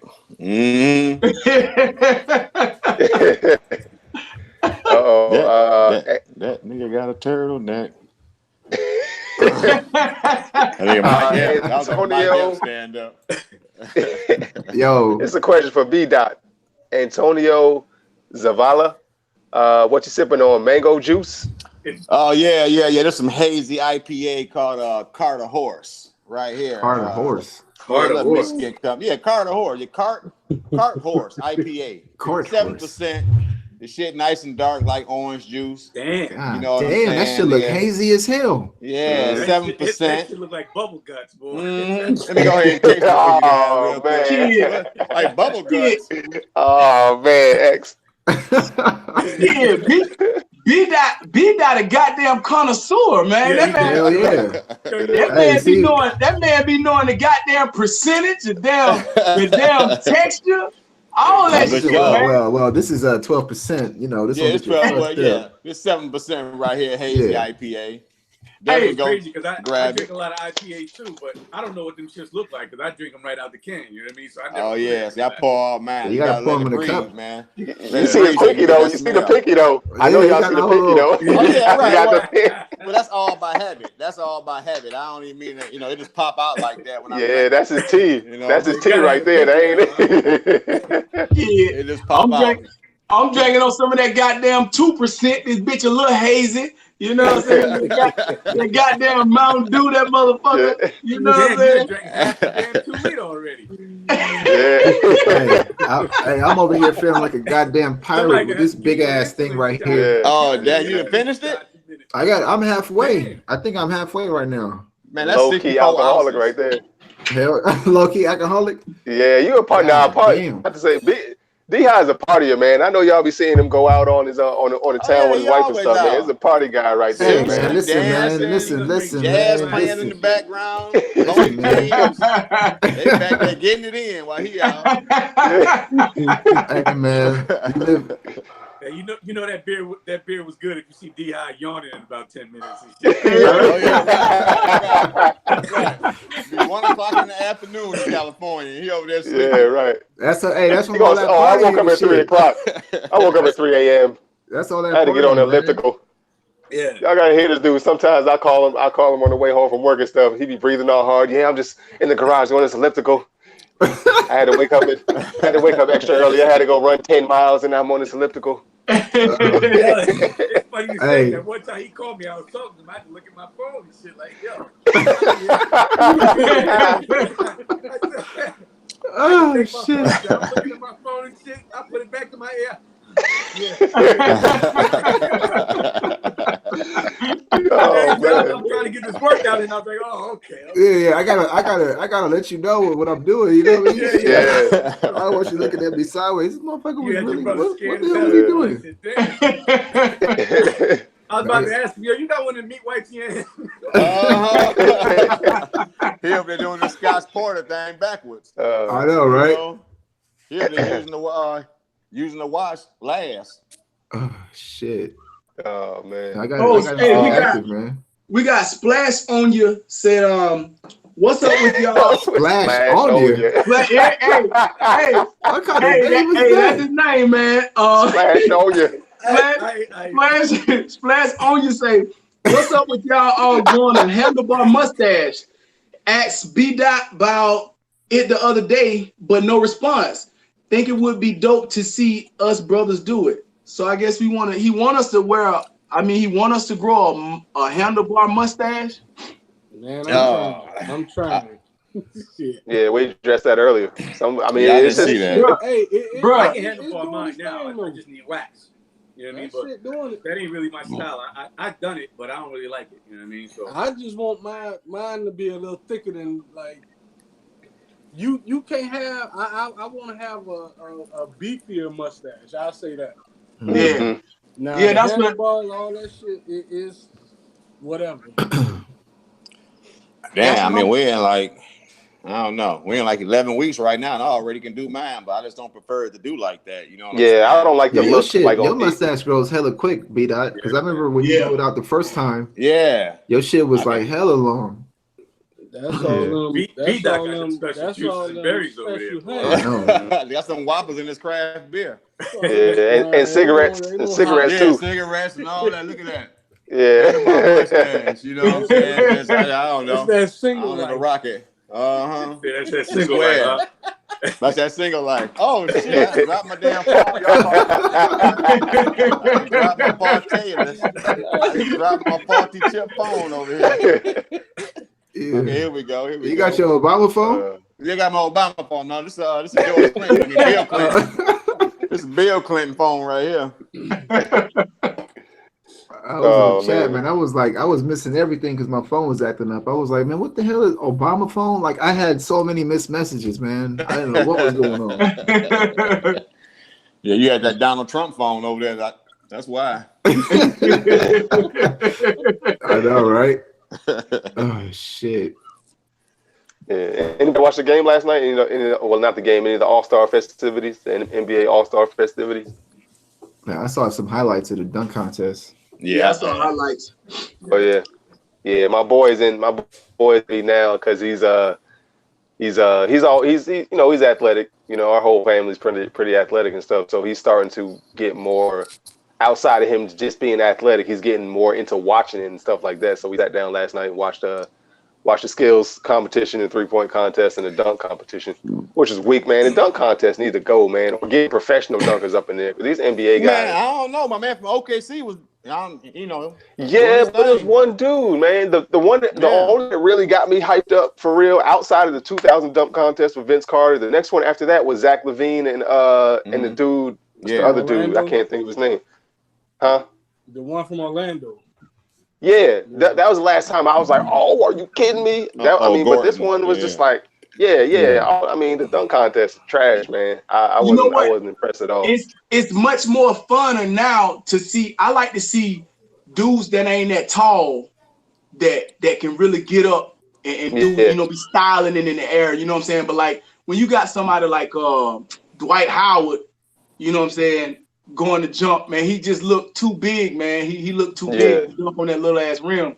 You know, but like Nate Robinson and shit. Dominique Wilkins or when you had goddamn what's his name? Was it not Muggsy Bogues? Spud Webb. When you see Spud Webb go up and do a goddamn backwards, you know what I'm saying, in between the leg and fucking, you know, you be like, God damn, you know. He was like 5'7" too, wasn't he? Yeah. He was short as shit. You know what I'm saying? That was incredible, man, for that height. Yeah, like when you see something like that and see a guy, you know, your vertical or something got to be, you got to have some fucking mad hops, man, in order to do that. And now a lot of people didn't understand that dunking mostly was, a lot of people couldn't dunk because you didn't have coordination. You know what I'm saying? They could hop, but they couldn't dunk because their coordination wasn't there. You know, that's why they couldn't do all them fancy ass dunks. But man, when you get a little dude that tall can go out there and do that type of shit, man, dude was on point, man. Yeah, I agree. Like them dudes, when you like get up to 6'10", like maybe 6'6", 6'7" is like the tallest I would think. Would a dunk still look cool? Because Zach LaVine and Aaron Gordon were up there, 6'7", 6'8", 6'9", whatever they are, and that they still look cool then. But them dudes, like you said, them dudes almost 7 feet tall. It don't really look that impressive. You know how it was almost like us bringing the rim down to like 8 foot, and we go out there and dunk on the kid rim and shit, and you try to be all fucking extra smooth, try to do all some crazy shit, motherfucker be done turn around like 2 times and shit, 360, right? And put the bitch between the legs and try to dunk on that little ass rim, and people still be looking at you like looking at your ass like, nigga, sit down. Right. You know what I mean? Up there like Earl Manigault. But that's why I'm saying them professional dunkers. Have you seen them professional dunkers do like? I can't remember the dude's name. I think he's from Canada. The white dude from Canada be having like blue hair and stuff. Man, Yeah. the stuff like that, those professional dunkers, let them dudes have it. If you don't have, guys out there that really gonna bring something for real. I think they should let them into the fucking let it be the NBA against them motherfuckers there. They You know what I'm should. saying? They Go should. against them. You know? Right. Nah, Them they gonna motherfuckers- lose. That's too much money. They gonna lose Bruh. that for sure. They would kill the NBA, boy. Them boys, all they do is dunk. Yeah. Motherfucker be done disappeared in the air, turned into a goddamn Super Saiyan and came back and dunked that bitch. It's like, god damn. Man, say Dennis Smith Jr. went off. Yeah, he did have some pretty good dunks. Yeah. Yeah. So Sean P said Spud had a 45 invert. Oh, 45 inch vert. Vert. Yeah. Yeah, vertical. Inch vert. Yeah, yeah, 45 Damn. inch vert. It makes sense. He 5'7" and dunking on it. I mean, come on. This dude was like, that's crazy. Right. I be wondering what like again, that's your genetic makeup. It's like growing a beard. Right. I knew motherfuckers that was damn over 6 feet tall that couldn't fucking dunk. But then I knew motherfuckers that was 5'7", 5'5" that can fucking get up and hang on the rim, touch a bag. I mean, they could do all kind of shit, man. But it's just like they legs. But then again, you could also train yourself. Like you got to put in time on the muscles and develop things and, to get where you need to be in order to put the ball in there. Because we had some twins, man, when I played in high school. These motherfuckers was sorry as fuck, man. And they was over like 6'3" as twins, and they was 9th grade. They were goofy as shit, though. But by their senior year, though, when I came back to check them out, an alumni, man, them motherfuckers look like it, boy. Them motherfuckers, they were causing trouble down there on the down low, man. Them boys would drop stepping and they'll drop step and put that bitch in, man. 2 hands over whoever was under the rim, man. It was hell. They had learned. Some people was working with them, man. So you just got to put in that work. Them motherfuckers run around with them goddamn duck feet things on where you just standing on your damn goddamn big tippy platforms. toe. Yeah, big platforms. Yeah, I know. String shoes. They call it string shoes. Shoes. Then one day I went back and I seen them practicing. They had them same duck shoes on. Then they had a rope on their waist with the they had a rope on their waist with a little string down that's kind of prohibiting your legs from going up. And they were jumping on the stage with 2 little bricks in their hand, and they'll jump on the stage and bring their knees, do like a knee to chest exercise, and bring them motherfucking knees up to their chest jumping on the stage. I said, God damn, boy, them boys finna be hell. And they was hell, boy. That last year, them boys was hell. Mm-hmm. Too bad they got introduced into selling dope, and now them motherfuckers ain't shit. God damn. Ain't that something, boy? Yeah, that is something. But when you ain't making no money, man, a lot of people don't understand that. Even though you can have the best career and the brightest future in front of you, but you can't see that right now. It's like it's what's in front of you right now. You know what I'm saying? About? Like, even though you say, oh, you're going to have a bright future, but you still going home and you ain't got nothing to eat. You still hungry. People still got more shit than you. And it's like you wishing you had more stuff. So you feel like, how long do I got to suffer before I get to my spotlight? You know what I'm saying? And that's sad that a lot of kids fall victim to that, like growing up poor, because that's all we see is the drug dealers and shit with the cars and gold teeth and the fancy shit. That's all we see, and we get caught up. That's facts, though. Yeah, that's facts. Yeah, man. Okay. So how everybody doing up in the chat, though? We had a question from Black Panther asked, can you grow dreads in your beard? Can you grow dreads in your beard? And yeah, you can. I actually know somebody that got dreads in his beard. Dreads in the beard? Yeah. Really? Yeah, I haven't seen that. You said dreads in the beard? Yeah, he got dreads. His beard is dreads. Wow. I don't think I've seen that one yet. I think I seen some Rastafarians. I think every time I talk to you, listen to some reggae over there, man. I know you done seen some damn dreads and beards. What that mean? Yeah. That's at 305. That's at 305. Got them dreads out there in the bearded man. Mm-hmm. I remember I see dreadlocks, but I don't know if I've ever seen. Well, I mean, I know some dread dudes have, dreaded beards and stuff like that, but it's probably not as common. Hey, Robert Jordan put when Jordan baseline on Patrick Ewing. Y'all remember that? Oh yeah. Oh, yeah. Yeah. Oh, yeah. He hesitated. Yeah, Oh, yeah. boy. God damn. Yeah. Well, I don't know Jordan, what. what up, brother? Salute to you, man. Who that? Jordan was possessed, man. I think. What are you talking about now? I didn't hear that, Uncle. What'd you say? What you say? I didn't catch that. What'd you say? X. Nah, D-Hot asked who was Robert Jordan. I said that's the guy who Sampson's answering the question about the base. Oh, okay. Yeah. Oh, somebody Splash on you said sup with those BMC hats, D. BMC hats? Yeah, those would be dope with the shirts. Maybe sometime in the future, man. Sometime in the future. I'm gonna leave that up to Samson. Are you okay? Yeah. I'm gonna leave that up to Samson. Samson's gonna be the man I go to when I need my products and stuff. I'm gonna tell y'all now. I want my hat to come in the box, cocked to the side, though. I don't want my shit to lay flat. You want you want the motherfucker lay flat? You want what? I want my shit cocked to the side naturally. You know what I mean? So X old school. He'll wear his hat like this here.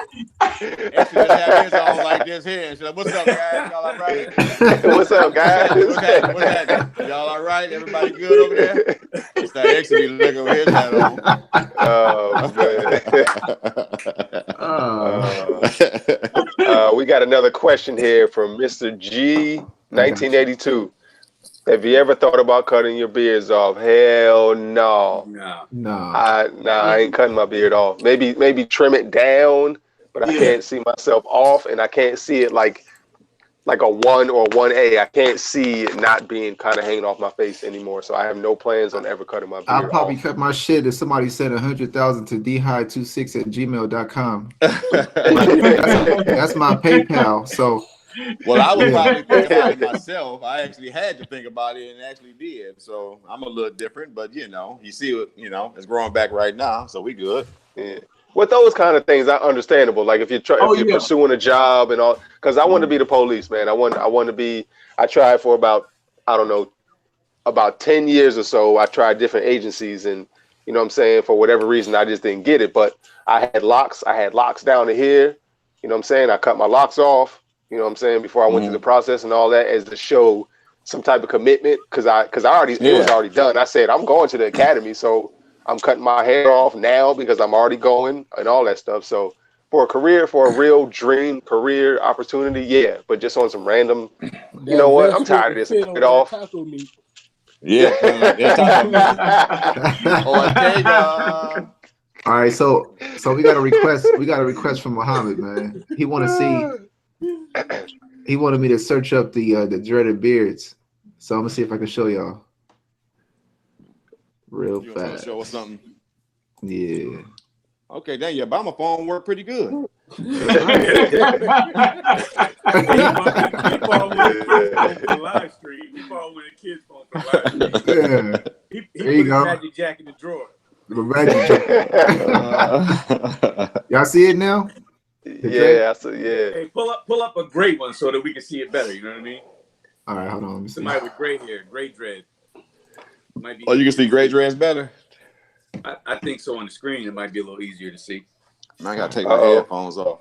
Would you rock a beret hat, Unc? Because Black Panther said get some beret hats. Would you rock one of them? Damn. Over there looking like Huey Newton. Yeah. I might rock one. Yo, I'm crazy because I love hats, man, and I got a closet full of hats. I done bought hats that I never even put on. Matter of fact, a lot of times I get home and put it on and don't even like them. I don't know what I be doing, man. But Robert Jordan said, he said I had to cut mine off to do the job. D-High helped and Bearded Man 31 helped me with that issue. That's what's up, man. Yeah. Salute to the cool. kings that Salute, help. yes, sir. Yeah, salute. I for sure, man. I'm happy that I can help. But when it comes to jobs and stuff like that, man, if you have an opportunity, to provide for your family and shit, man, fuck the beard. Chop that shit off and make that money. Yeah. Exactly. Jermaine Austin. He asked, why did you chop your locks off? So that's basically what D Hyde is talking about, man. I was 21 years old, and I did go to college, but I didn't finish. You know what I mean? I played around in college, you know what I'm saying, gambling and doing what I was doing, whatever. Mm-hmm. But I got offered a job, and it was actually for Frito-Lay, and the starting salary was $60,000 the first year, and I was making $70,000 the second year, and I was only 21.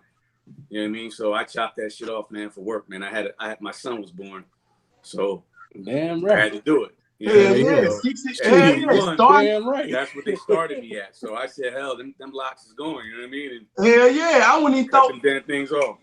I'd have gave them motherfuckers to them for that much shit. Here you go. Yeah. Like, here you go. Yo, delivering chips, man. Delivering hell chips. Yeah. Like, a lot of people don't understand that. I mean, we love our beards, but it's like we love our families too, though. You know what I'm saying? Like, family, you got to prioritize. Yeah. You know, you got to prioritize what you put. You know, that's one thing about, you know, this community also is like, even though we got the love for the beard the way that we do, but, you know, we got to embrace what's important in our life too. You know, like if it comes to me starving and my family starving and suffering just because I have a nice beard or whatever, man, I go ahead and get rid of that, because I mean, it's nothing to grow a beard back. That's what you got to understand. Mm-hmm. If you can if you grew it before, you can grow it again. Yep. You know, that ain't going nowhere. Most of the hairs on our face are terminal hairs. Or terminal, you know yes. That's terminal. It's not going anywhere. He's showing that right now, man. Look at B-Dot. Yeah. That shit grew good. That shit like wildfire, man. Yeah. Yeah. It's like you can't be. It's responsibilities. Exactly. Each one of us, except for B-Dot, you know, he one of them gentlemen of the night right now, and the rest of us, you know, we at home doing. But peep this though, the family. I smoke and drink. Why is my beard growing so bad? Hey man, but we all good dudes, man, and we know right from wrong. We know when it's time to be adult about life, we do that. But at the same time, you know, we not 40-year-olds, you know, screwed up individuals. Each one of us have a career, we have families, and then we have YouTube. Exactly. And that family come before anything, man. That shit is real. Yep.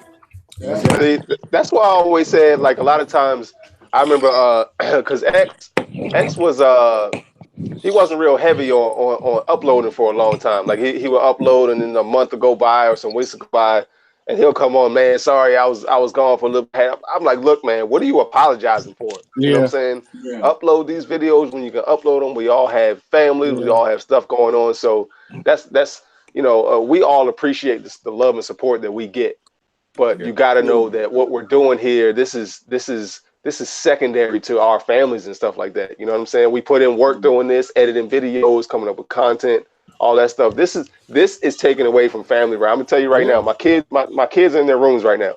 If they come in and say, "Daddy, I need something," I'm hitting mute and I'm hitting video off, so you see my little picture, and I'm going to see what they're gonna do. You know what I'm saying? So we all just like, you know, we all just like you, man. You know. No, that's why I was late coming on tonight. My wife told me I better finish painting that damn room. Yeah. and doing all that shit I had to do before. I think you got some paint in your mustache. Hey, look. Yeah, he does. Yeah.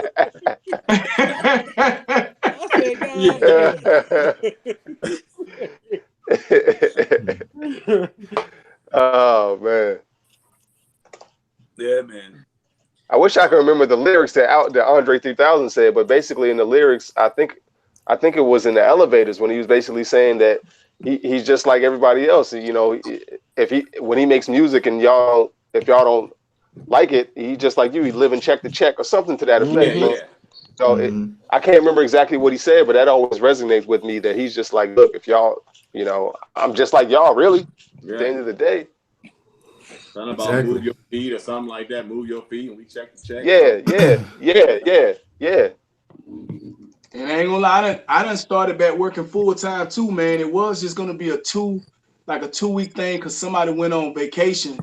And because I mean, before if y'all didn't know, I'm a veteran, 100%. So I get money. I mean, my income streams, I have like 3 or 4 income streams, but it's like I was blessed enough to be able to stay at home with my baby girl. When I had a girl last year on the 22nd, so she finna be a year old now. So I had to put her in daycare. One of the guys at this company I've been off and on with for like 15 years. I started with them out of California. They're based out of Carlsbad.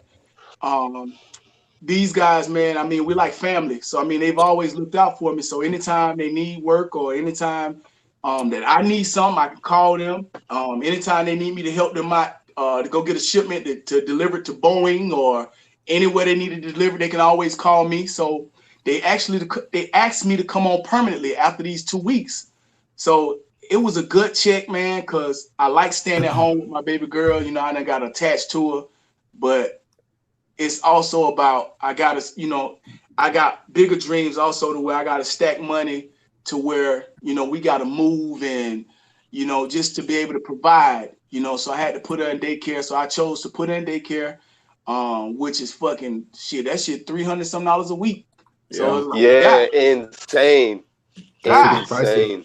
$300 some a week, man. I'm like, boy, daycare is not cheap. You know what I'm saying? So it's like I'm losing 2 ways. I'm losing money wise, but at this daycare center, I felt comfortable with them because when me and my wife went up there, they got video cameras, man. I ain't never seen a daycare that has video cameras they got a recording that loops, and you can look back at the tape. If something happened, your child, if something happened with the child, and you be like, hey man, I want to see the tapes. You can actually request to see the tapes. And they keep the tapes on file for I think it's over 6 months, even to after when you get out, when you move on out of that daycare, they keep the tapes up to 6 months to over a year. And that's how they do things. So I felt comfortable with these guys, you know what I'm saying? So that's what's put my up. baby girl in daycare, now I'm gonna be working. But boy, the only thing is them 14-hour shifts, boy. Boy, when you go from sitting at home playing the goddamn game, getting up at 2 o'clock in the afternoon, and they want you to come to work at 7 o'clock in the morning, and not only come at 7 o'clock, I got to get baby girl ready in the morning. Me and the wife get the baby girl ready, and I got to have her to daycare by 6 to be at work by 7. Boy, my life done goddamn changed, boy. You hear me? Wow. Right. And then on the side of actually, running our own company business and stuff like that, man, it done changed. But I mean, you got to be ready to commit, man. So here I am. That's what's up, man. Yes, sir. Hey, we got a donation, man. Robert Jordan, salute. Robert Jordan, thank you, man. Salute, man. Thank you. Appreciate Robert you. Jordan always show a lot of love, man. Said my brother's trying to see y'all off to Vegas. That's what's up, man. Salute to Robert Jordan, man. Hey, salute, Robert. Thank you. Appreciate it. Definitely, man. We appreciate it. Good, man. Big time. Rob, you got to come meet our ass out there too, Robert. We talking about a lot of things, so I'm gonna put this out there too, man. It's a lot of growth and maturity you get, not just with your beard, but in age too. So, like I told you, that great opportunity I got when I was 21. By the time I was 25, it was gone. You know what I mean? Just to put that out there. So a lot of youth, and I didn't really understand the magnitude of what I had at that time. You know what I mean? I didn't understand what that could did for me and where it would have been if I would have held on to it. And I'm telling you, that was a great company, man. I had stocks I didn't even know about when I left there. You know what I mean? I had some checks rolling in. I didn't even know what the check was for. You know what I mean? So, but it was one of them things, man. I actually had, now that I don't put the name of the company out there, I really don't even want to, you know what? Yeah, I'll go ahead and put it out there. Fuck it, man. But I had a damn manager that we ain't see eye to eye, man. And being a young dude, a young brother, I didn't know what to do about it. And I went to some of the older brothers that worked there to ask them how I should handle it. And they ain't really give me no good advice. But basically, I was the number 2 salesperson in the district because nobody wanted the route that I had because it was in the hood. You know what I mean? So that's how I ended up getting that route. But he used to follow me. He asked me one day, I was going on vacation, and he came to work with me. He was like, yo, what are you going to do on your vacation? you gonna hang out on the corner and sell drugs? And it kind of threw me for a loop. Like he kind of fucked my head up with that. And like that was the start of like the decline, you know what I mean? And back then my bravado and everything, like, so it kind of, I allowed him to push me out because he really didn't want me there anyway. Right. And the only way he can get me out is if I left on my own. Like he couldn't do nothing to me other than that. And he ended up getting me to leave, you know what I mean? So wow. When y'all brothers got to go through something, man, just I don't know if you could talk to somebody or get some advice from somebody if you're that young, you know what I mean? Like I didn't know what to do at that point because I was only like damn 22, 23. And you know, I didn't know which direction to turn. I asked the older brothers who was working there and they was like, don't even worry about it. Which wasn't, I couldn't really not worry about it. You know what I mean? It was too many things happening. Exactly. But, you know, so I say that to say, if you have an opportunity or if you have something that's precious or that's worthwhile to you and your family, don't let nobody else take that from you. You know what I mean? Hold on to that. You know? Exactly. Yeah, jewels. Dropping jewels. Exactly. You know what? That must be my confirmation, man, because an older gentleman talked to me Thursday. Guy was 56 years old. He works for Delta. And he rode up on me as I was dropping freight at the airlines. And he told me, he said, man, we had another guy that worked for us and he's gone now. He caught a DUI. And of course, you know, I'm a driver. I drive trucks. So, you know, insurance companies can't insure you if you have a DUI, fresh DUI on file. You know what I'm saying? So they had to let him go. Well, that guy that used to drive for our company, he went up to that same Delta and he got into it with one of the gentlemen up there. And they actually got into a physical altercation. So the guy said, man, I was just coming over here to check on you and to see if the other guy was in the truck that you're in. He said, what happened to him? I said, he's no longer with us. He said, well, man, long story short, I came back from New York, me and my wife, and he had drove his truck. He said, we always park our cars up here because, you know, we fly for free since we work for Delta. So we park our cars up here where we work at and we fly, get on the plane and we take off. We was gone for a week, got back, you know, we was ready to go home. The guy had his truck parked in the way. He blocked us in. So I asked him nicely, said, hey, man, can you move your truck?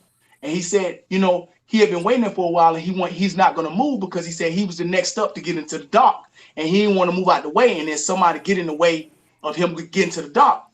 So the dude didn't move. He said, man, you're going to have to wait till I get in the dock. He's like, no, you finna move your truck. You know, me and my wife need to go home, move your truck. And then he said a guy that worked for our company told him, said, you know what? I don't like your tone. I'm not moving. So the guy got in his face like, you need to move your truck. So the guy that worked for us, he said he pushed the guy and the guy went back. He said he came back to push him back and he caught him in the mouth, like trying to push him. He caught him in the mouth with his thumbnail and it kind of busted his lip when how he tried to push him. So the guy that worked for the company called the police. And well, long story short, they got into a physical altercation. The company at Delta said, how can we make this go away? You know, told the other guy that worked for our company, it's like, hey, we don't want to take this no further. How can we make it go away? And the guy was like, no, we need the police to come. I want the police to come, you know, it was this, that, and other. So I guess they got it settled or whatever, but he had to stay away from the guy every time he came to Delta. Their manager said, whenever that truck comes, you need to go somewhere else. We don't want to have nothing else, right? Well, he said, man, I'm going to tell you like this. He said, that guy insulted me. He said he insulted me as well as assaulted me. And my wife can attest to that. And he said, but he's a 56-year-old guy. Guy didn't look no older than like 35. I mean, 56, you know what I'm saying? Dude looked good for his age, man. He was like, brother, he said, I'm going to tell you like this. He said, you need to have patience. He said, because if I would have went off on that young man and I would have swung on him and hit him and really did physical harm, he said, I've been with Delta for 25 years. He said, I would have lost my position. He said, I would have lost my seniority. I would have lost my all of my benefits. I would have lost my retirement. Everything that I done invested for 25 years over one physical altercation. If I didn't have patience with this young man and really just take my time, you know, what I was going to say and what I was going to do. And I was like, you know what? With X saying what he said, man, I don't know if I'm finna have a physical altercation or what with somebody, but all I know is I'm prepared. I'm setting the anger down. You know what I'm saying? I'm letting that young-minded cat sit down somewhere, man. Yeah. You know, like I said, I just turned 40 years old, man. I'm doing things a lot differently anyway, man. Yeah. So You know, I'm not that little hothead nigga that had these knuckles and still, you know what I'm saying? With these knuckles still bust up and stuff, man. I'm through with that guy, man. You know what I'm saying? My hand all messed up, got lumps in it, man. My hand will never be right. It's crazy, man. And I just want to put this out there too, because I did mention that company. Like, none of what took place with me had any bearing on the actual company Frito-Lay, because I really appreciated them at that time, because I was a young dude, came in the spot, baggy clothes, long dread. Matter of fact, I cleaned up for the interview. I had long dreads, the whole nine. And the lady was like, look, you sound like you'd be perfect for the job. I want to give it to you. I know you don't want to cut your dreads. I'm going to give you the opportunity to ride with a guy for a couple days to see if you really like the job and you really want it before you decide to cut your hair. So, like, they threw me every look possible. You know what I'm saying? It was just that one asshole, just one asshole could ruin it for you. You know what I mean? So there's no slight against the actual company, because they gave me a look when they didn't have to. You know what I mean? But you know what, X, in your defense though, man, I talked to this African. Matter of fact, they was braiding my wife's hair, and it was an older African man. I like to talk to different ethnic groups, man, to find out, and that means white, German. I mean, whatever background. I like to find out what the fuck what happened with them and get their history. So I was talking to this African guy, man, and he was telling me, man, your peace is way much more important than money. He said, money is good, but peace is better. So, even that, that's why I like to say money doesn't solve anything but money problems. You know what I'm saying? All that stuff. If you got a bunch of money, if you messed up here, or if you messed up here, that's gonna stay there. All it does is solve money problems. You know what I'm saying? If you were an ass before, you're gonna be an ass with money. If you were a peaceful, nice, loving person, you're gonna be a peaceful, nice, loving person with money. All it does is solve money problems. But you know what? If you think about it, so over here, right, we put money up on it. Like if you prioritize money, we're living in the United States, the way we prioritize money is way above than like if you go to Africa. Like I seen they did a little thing to where the kids over here was dancing, they had on Jordans and they was all nice and they was happy because they had Jordans, and they was happy because they had Gucci. They was happy because they had Saint Laurent and all of these fashion designers, and they able to show other kids where they at. But I also looked at over in Africa, they ain't have nothing, and the kids was beating on the goddamn board and making the beat, and they was dancing, and they didn't have much. They didn't even have on shoes, but they dancing in the dirt, and it's like they're happy too. So it's like you got to kind of like, you know what I'm saying? Like what would you rather be? Like I feel like over here we have to make money because that's the system that we're in. Because if you don't make money over here, you won't be able to live. Like you won't. So if you don't make at least enough money to have your family stable, you're not able to live in a good environment and stuff like that. You know, then that brings down, you know, the health and welfare and the well-being of your family, and you, of course, that leads into depression and all this. It's just a downward spiral. You know what I'm saying? So it's like, but finding peace before you find anything else is so much better than just everything being monetized. You know, if you can find that peace. Hey, check it out though. The money, you don't think the way we think about money, the way money is presented to us in the US, it's almost like it's a trap. When you look at the other countries in this world, the United States is the best on earth. Right. I don't care how you look at it, we the best. Right. But at the same time, we don't value our lives worth shit. We don't. Life don't mean nothing to most people in the US. Now, when you go to that same, just say Africa, you go to Africa, you see them living in poverty, but they having the best times of their lives. Yeah. You don't never see that struggle that we see that they going through. Right.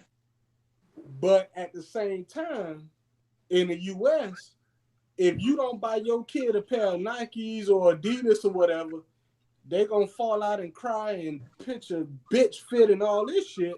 Yeah.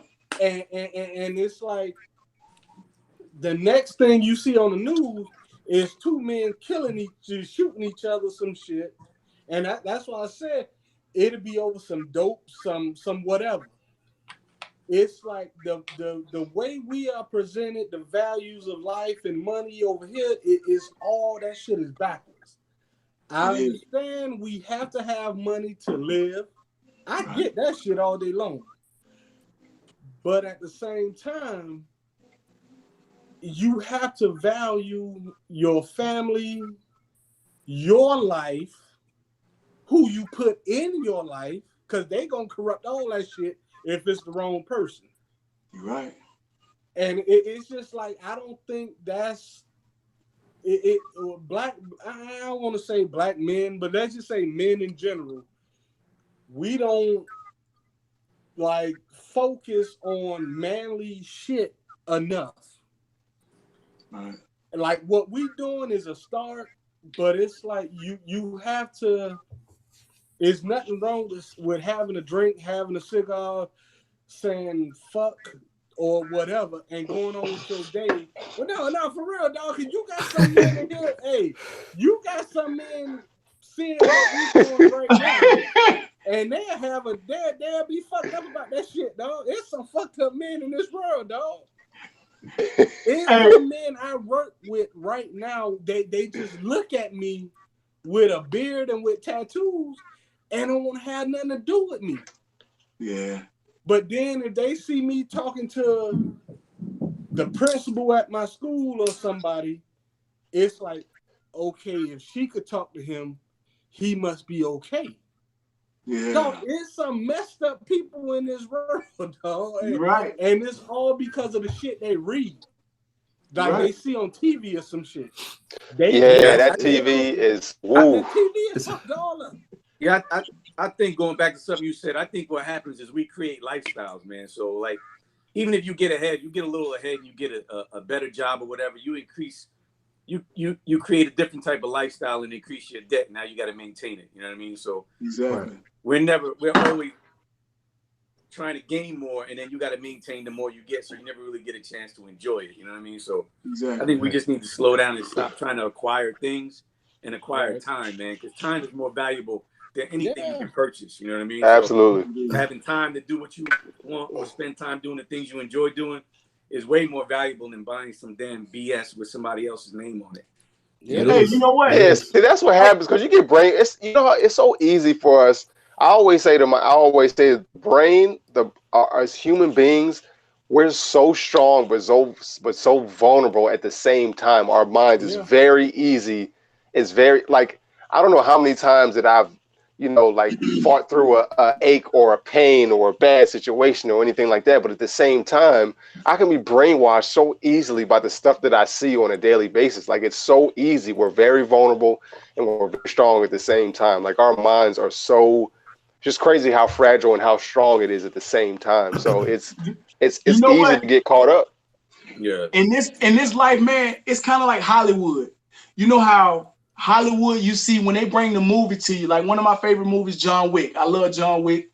Or any favorite movie that you see on the big screen, right? When they bring you that movie, they don't show you all the things behind the scenes and what it took to make that movie. You know what I'm saying? So it's kind of like they feed you. TV is a fantasy. You know what I'm saying?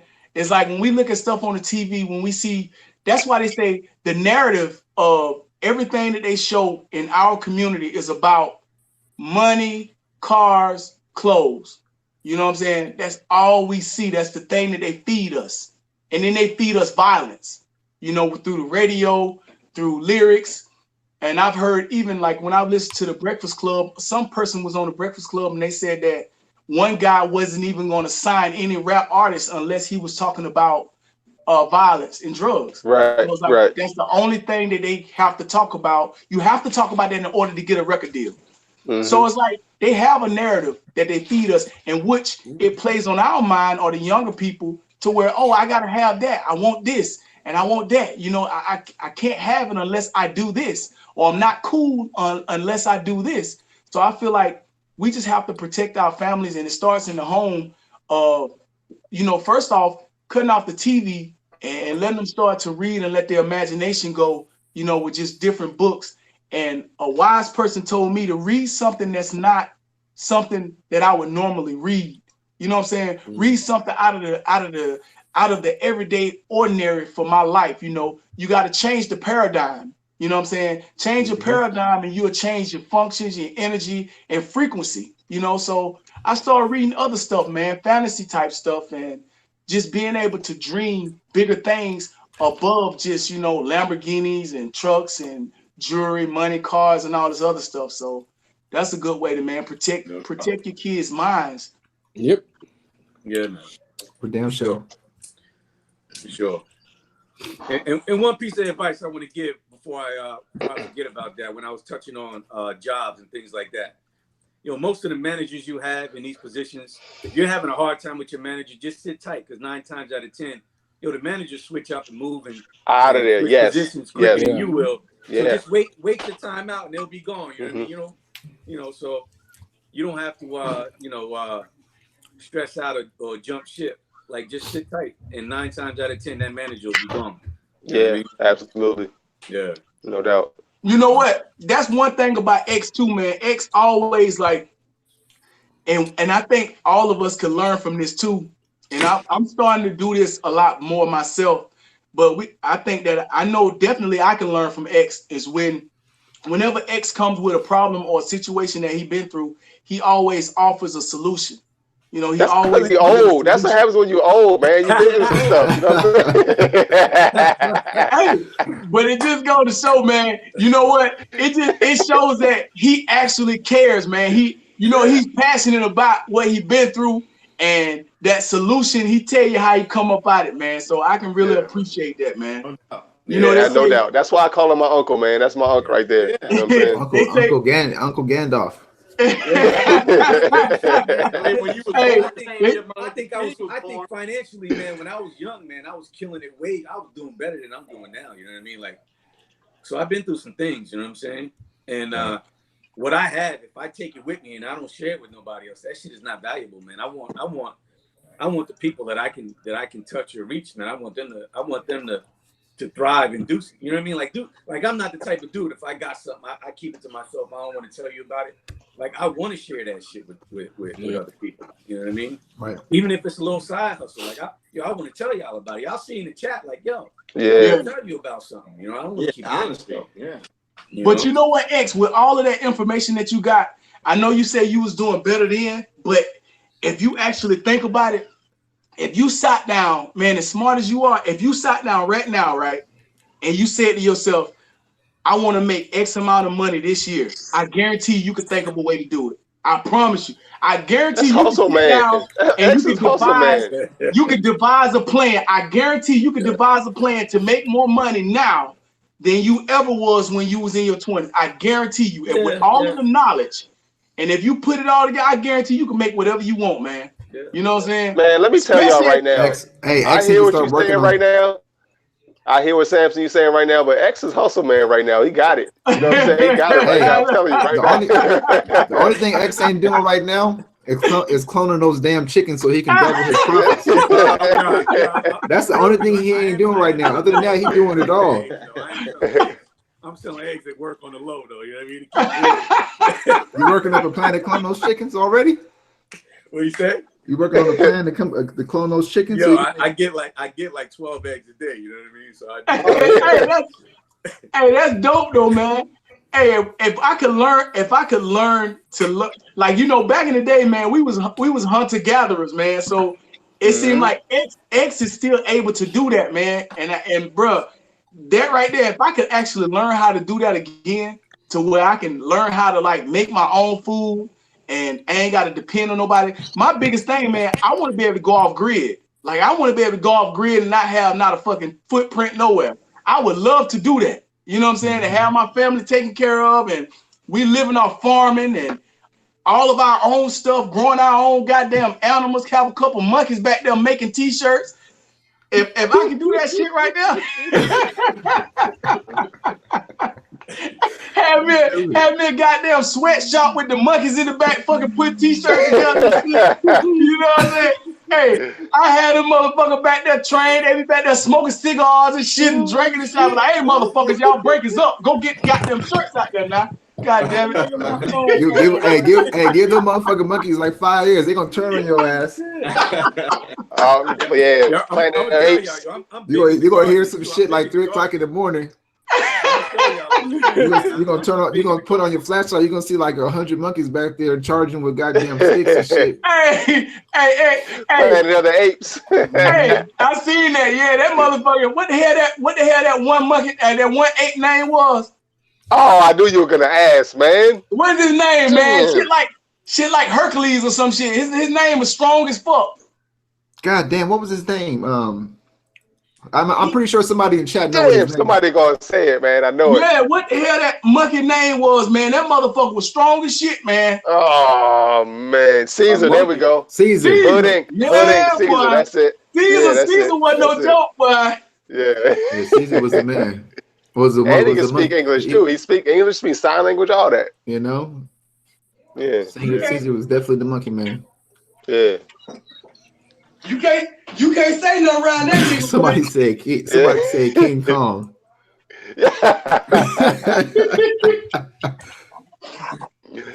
Oh, that's funny. Oh man. Hey, I tell you what, these little joints right here, man. These bloodline, blood orange ale joints. B-Dot been putting brothers on with these daggone IPAs or whatever these craft beers. This is my favorite one so far, man. I'm about this. I never had the one with the zebra and the cow. Mixed. Yeah. I never had that one. Let me see. What is it? A zebra and a cow mixed This joint together? is tough right here, man. Yeah. I don't know if y'all can see that, but man, I'm feeling this right here. I saw somebody say in the chat that Lump took a sip of his beer. And I was gonna say something, but I lost it. I saw that in the chat. I saw it too.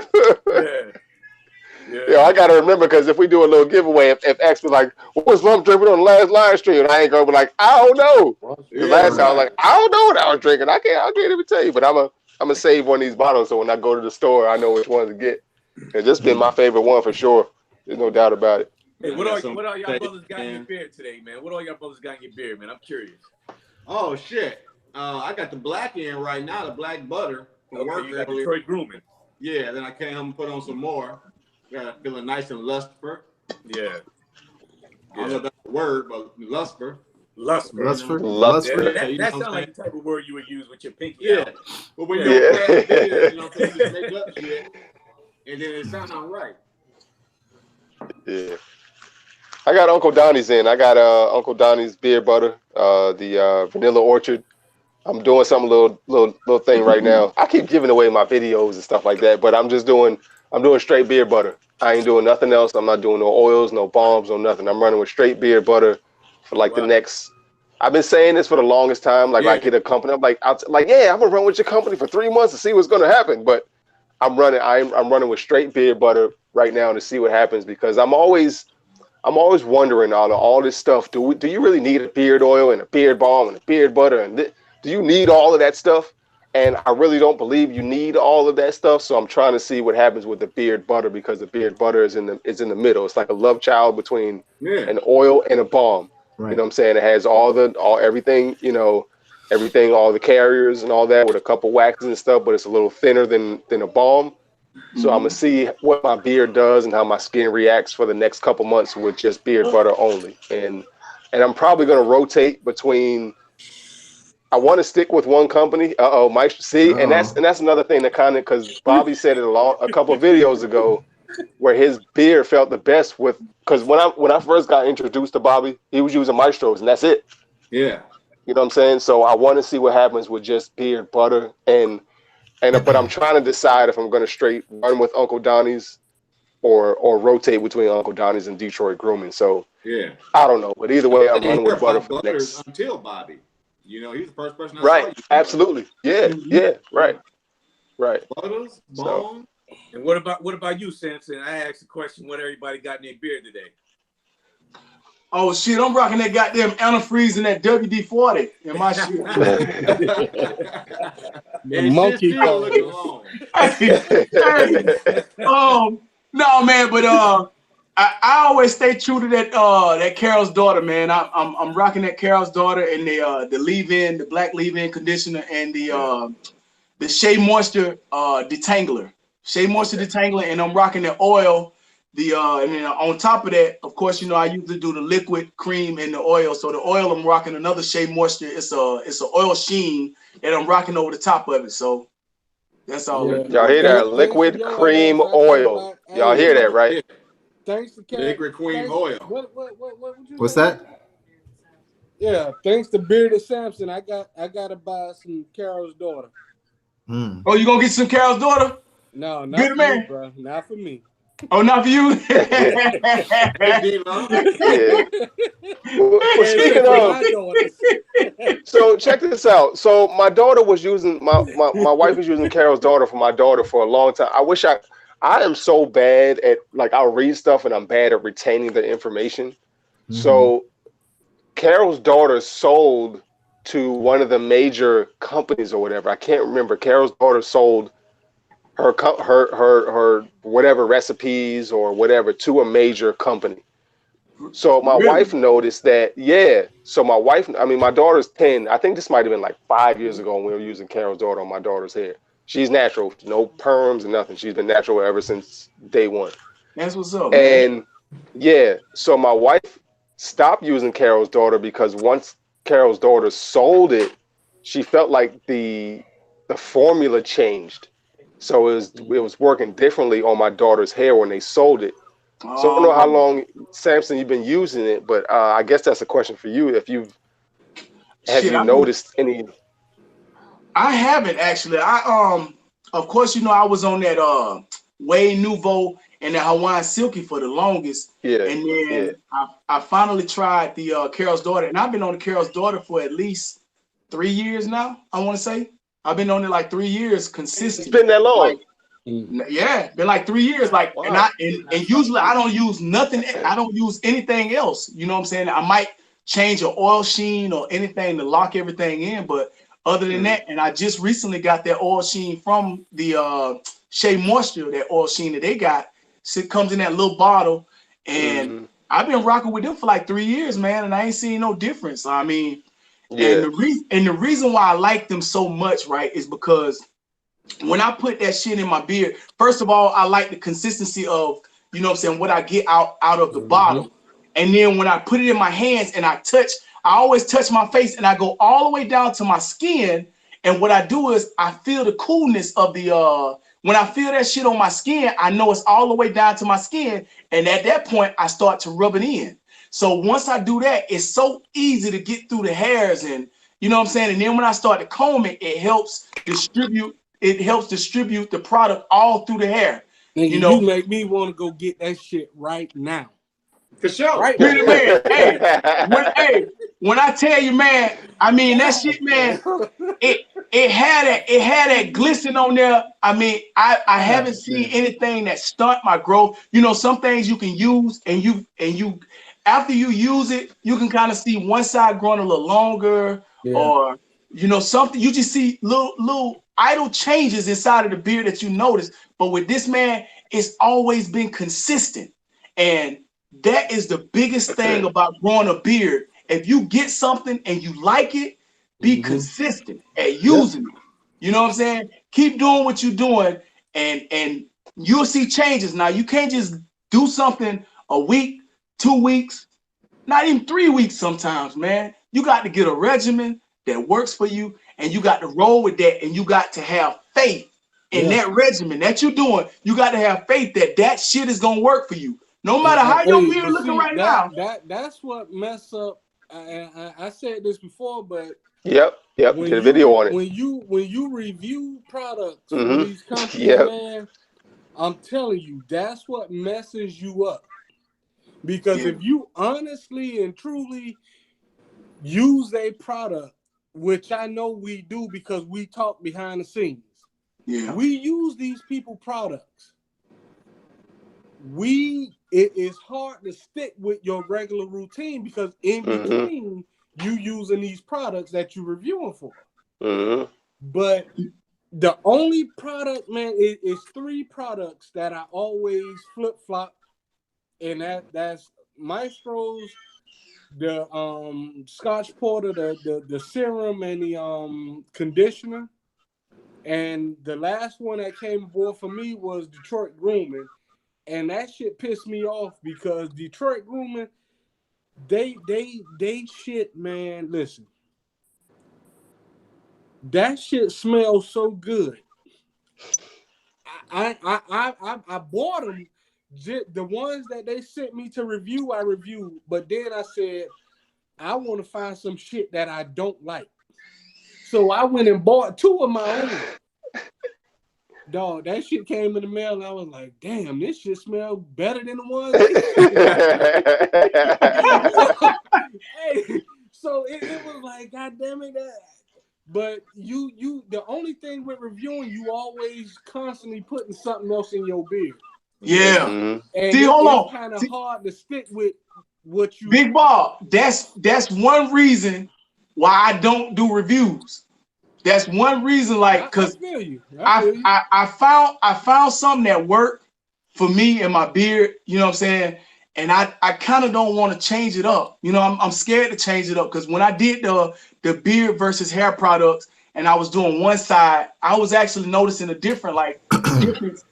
A lot of times, you know, our bodies are unique, and you know what I'm saying. The body is crazy as fuck. How I get used to something, and you know. Like me, I'm diabetic. A lot of people don't know that, but I'm diabetic, right?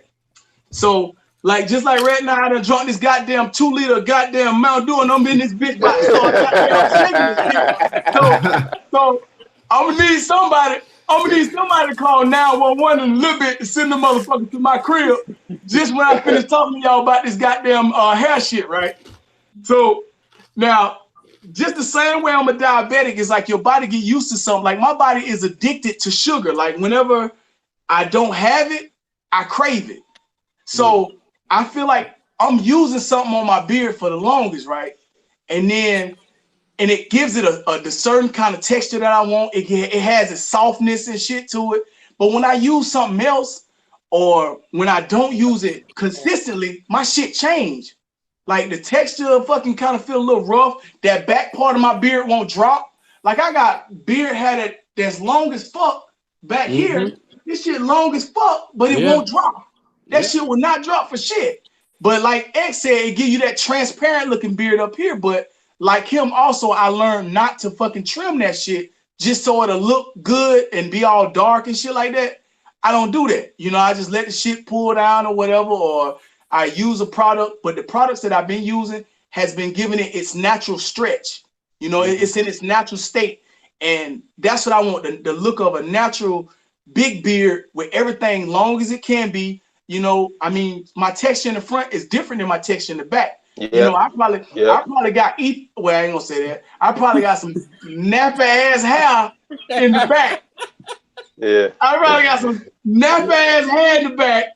And I got some of that goddamn European in the front. You know what I'm saying? I got some of that goddamn. What's that? Using right now, Samson. What you said it was? So what? X? What was the name of the shit you said you're using right now? Oh, that black. Matter of fact, let me go grab the motherfucker, man. Hold on. Yeah. While he go, man. I mean. I had flirted around with a couple hair products, and what's crazy is them shits had my beard feeling softer than it's ever felt before, but they irritated my damn skin. Yes. And it was hard for me to put them down because my beard felt so damn good, but them shits had my damn face like it felt like maybe do I got a damn open sore on my damn face or something? Like this shit didn't feel good. You know what I mean? And I haven't been able to find one hair product that does not do that to my face. I just want to find, which I found it on the beard side. But as far as the hair products, I haven't found, I think the closest I've came was Coils by Nature.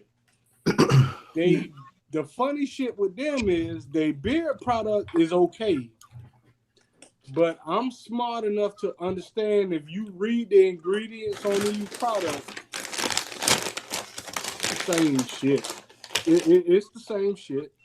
Yeah. And they have a body hair butter, but it's not a beard product. Yeah. Right. That shit, it works good. The only beef I have, when I put on the butter, you know, you go through your beard with it, and you tend to go across your mustache. Yeah.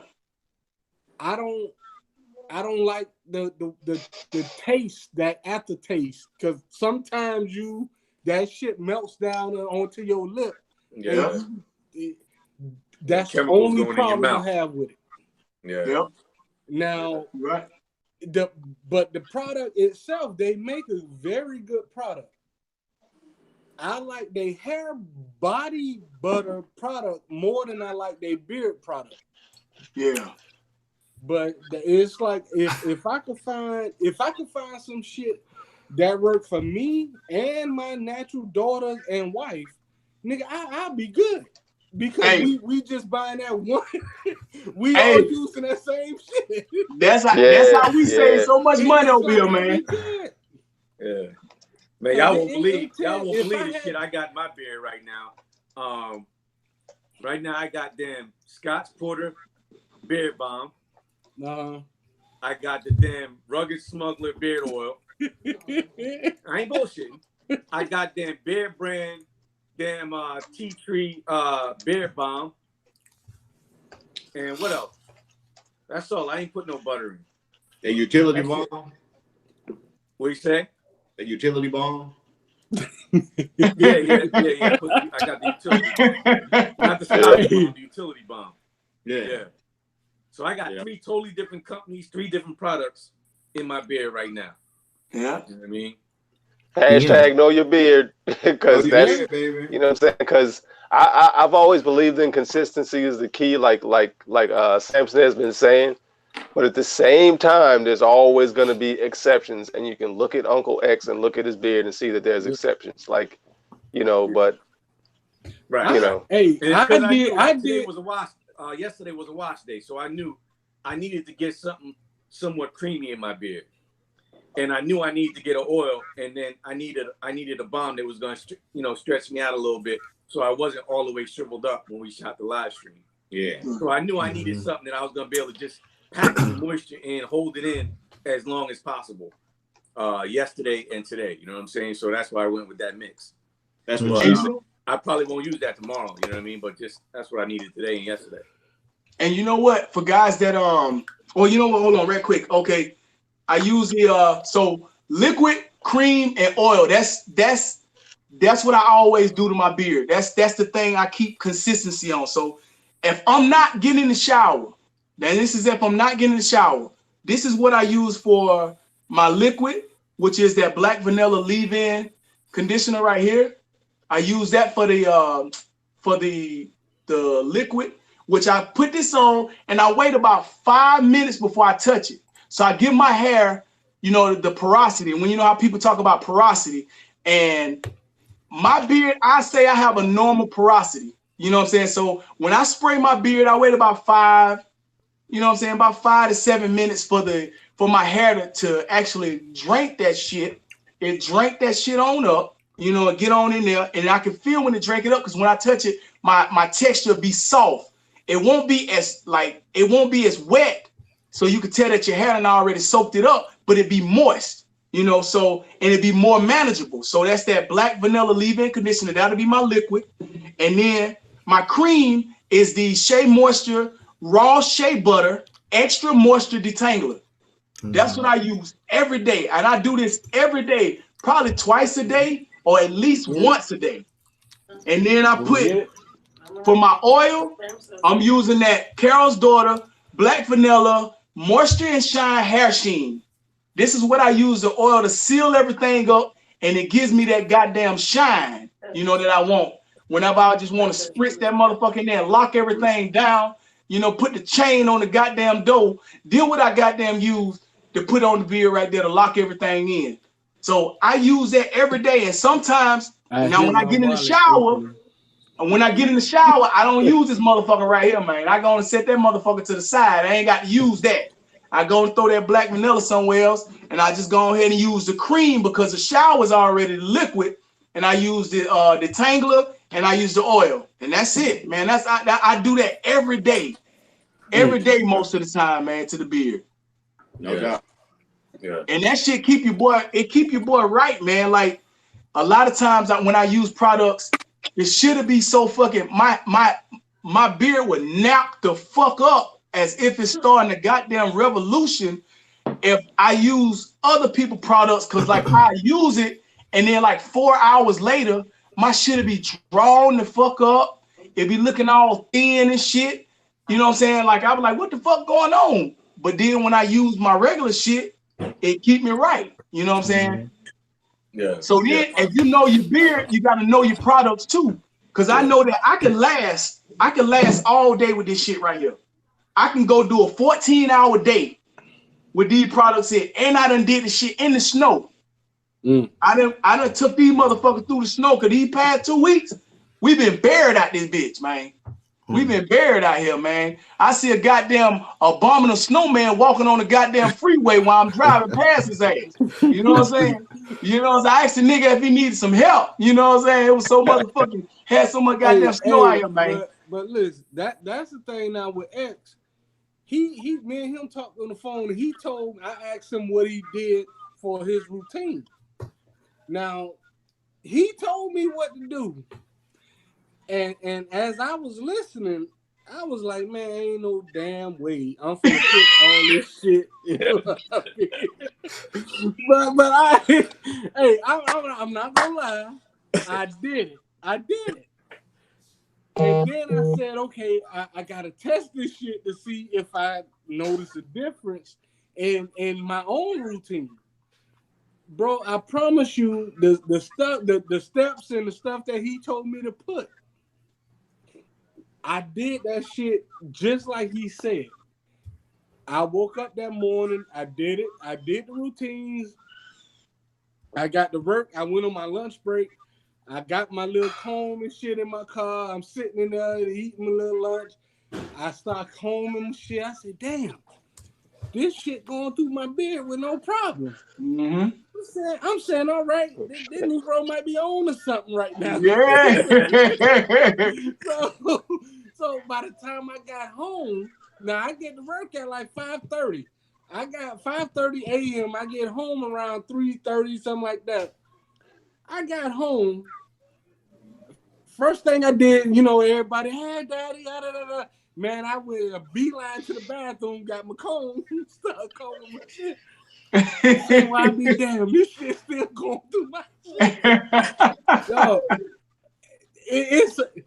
Yo, you have, if I think the one thing I was doing, which my wife said also, I wasn't using enough products in my beard.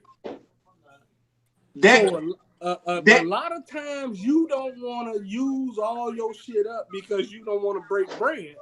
That's my biggest gripe. But you have to. You have to. And we have a lot of hair.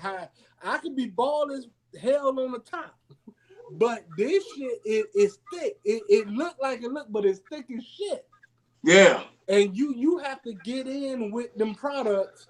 Mm-hmm. And if I got what I got and I'm going through the issues, I can only, you know, with Bearded Existence and Samson, I can only imagine, you know, how much it takes to get inside that shit. You know what? They said that the beard hair, man, upon studying, they said that the beard hair, and a lot of guys like to say, let me go and throw them air quotes up first before I, you know what I'm saying? You know what I'm saying? When a motherfucker got to be politically correct, you got to motherfucker throw the air quotes up like, hey, you know what I'm saying? When I watch some guys' channel, man, and some guys, I should say, you know, with an S, and they speak scientifically, you know, about the beard and what happens to the beard and what the beard hair is. You know, I do my own research. A lot of people, you know, a lot of you guys should do your own research too out there in the chat. Never just take someone's word for it. Just go do your own research. All it takes is And I mean, if you don't know how to look up scholarly sources and all this other shit, you know, you get a little detailed in the shit. You know, your boy that had some goddamn college had to learn how to research some shit, some real shit. You know what I'm saying? So I did my research or whatever, and looking at how the beard hair is or whatever, and the reason why beard products are so popular with the beard hair is because they're supposed to be, it's supposedly genetically designed for the beard hair. You know, and the beard hair, they say, is a lot more coarse than the hair on your head. You know, they said that the beard hair that grows out your chin is coarse. And they also say that, you know, your skin that, you know, that actually house the follicles that your beard hair grow out of is not the same as the skin on your scalp or whatever, you know. Your scalp, it gets a little more oilier, or could be vice versa, depending on, you know, genetic makeup and your background and all that. But the reason why I started with hair products first of all, I was broke than a motherfucker. You know, I'm gonna just be goddamn honest with you. I ain't had no goddamn coins. You know what I'm saying? I ain't had no goddamn money. You know what I'm saying? How the fuck am I gonna put a goddamn beard oil or some shit on that motherfucker and they say goddamn, they give you some shit about this big, man, and that shit be $74. That shit be like this goddamn big, that shit be $74. So I was like, God damn. So I done looked at the shit before. Now I don't think your boy Sampson ain't motherfucking tried. And I felt kind of bad because my goddamn name Beard Sampson, and I ain't use no goddamn beard product. You know what I'm saying? So I was like, well, goddamn. So I was watching my wife and how they do hair, and they do these damn braid outs and twist outs and putting all this curl moisture shit, this eco style gel and all this shit. And if you watch some of these natural women, and they'll tell you they don't like to say nappy in the natural community. They say, don't say you know, that. Absolutely not. Yeah, they don't like to use them words. They'll use some shit like 4C. 4C curl, buddy. You know, you got 4C texture and that type shit. You know what I'm saying? And I understand that. You know what I'm saying? But me being the motherfucker that I am, you know, my shit was napping in the motherfucker. So I want to actually determine what the fuck letter and number match my nappiness. So what the fuck am I, a Z40? You know what I'm saying? Like, I want to know what the fuck that was. You know, am I my goddamn, you know what I'm saying, where I line up at. So I want to know which one of these natural girls was my texture, and I wanted to know what she used on her hair to damn get that motherfucker to act right. And if you didn't know, man, these girls know how to stretch their hair out, and they know how to do little braid patterns that'll leave their shit stretched out, and use like a certain kind of styling gel, which will be probably equivalent to a beard butter or some shit like that, where they use like a styling gel to keep their shit right. So I just started following, you know what I'm saying, started looking at what the fuck they were talking about, and I started using the hair products, man, and that shit worked. It been working since day one, man, and that's something that I can actually use with the family. I ain't got to switch over, you know what I'm saying, and break the bank and go get a goddamn payday loan. You know what I'm saying? I ain't rich. See, I ain't got it like most of y'all motherfuckers on here, man. I got the goddamn, you know what I'm saying? I got to go buy goddamn Similac. You know what I'm saying? I got to buy shit like that. You know what I'm saying? I need this, you know, we ain't got no goddamn wick over this motherfucker. You know what I'm saying? I wish we had some goddamn wick or some kind of state assistance over this motherfucker, but we don't. You know what I'm saying? So shit, we got to save them goddamn coins, man. Oh shit! Speaking of coins, man, shout out to my man Mega Slice for the donation. Mega Slice, appreciate that. Sir. Appreciate that. Appreciate Food money for the brothers. That's what's happening. Yeah. Speaking of Mega Slice, he has a interesting question. He says, "You all make a lot of reviews, except Samson." I threw that in there. I understand that it takes time to do these videos. So, how much on average do you spend making one video? How much time do you spend taking one? Can I go first? Yeah, you got it up. It depends on how fucking, in the words of Bearded Stanford, how fucking fast I start talking when the damn talking so damn fast. I gotta edit the video for like 3 days before I put the shit out. I just how fast I'm talking on the damn video, like, man. Talking.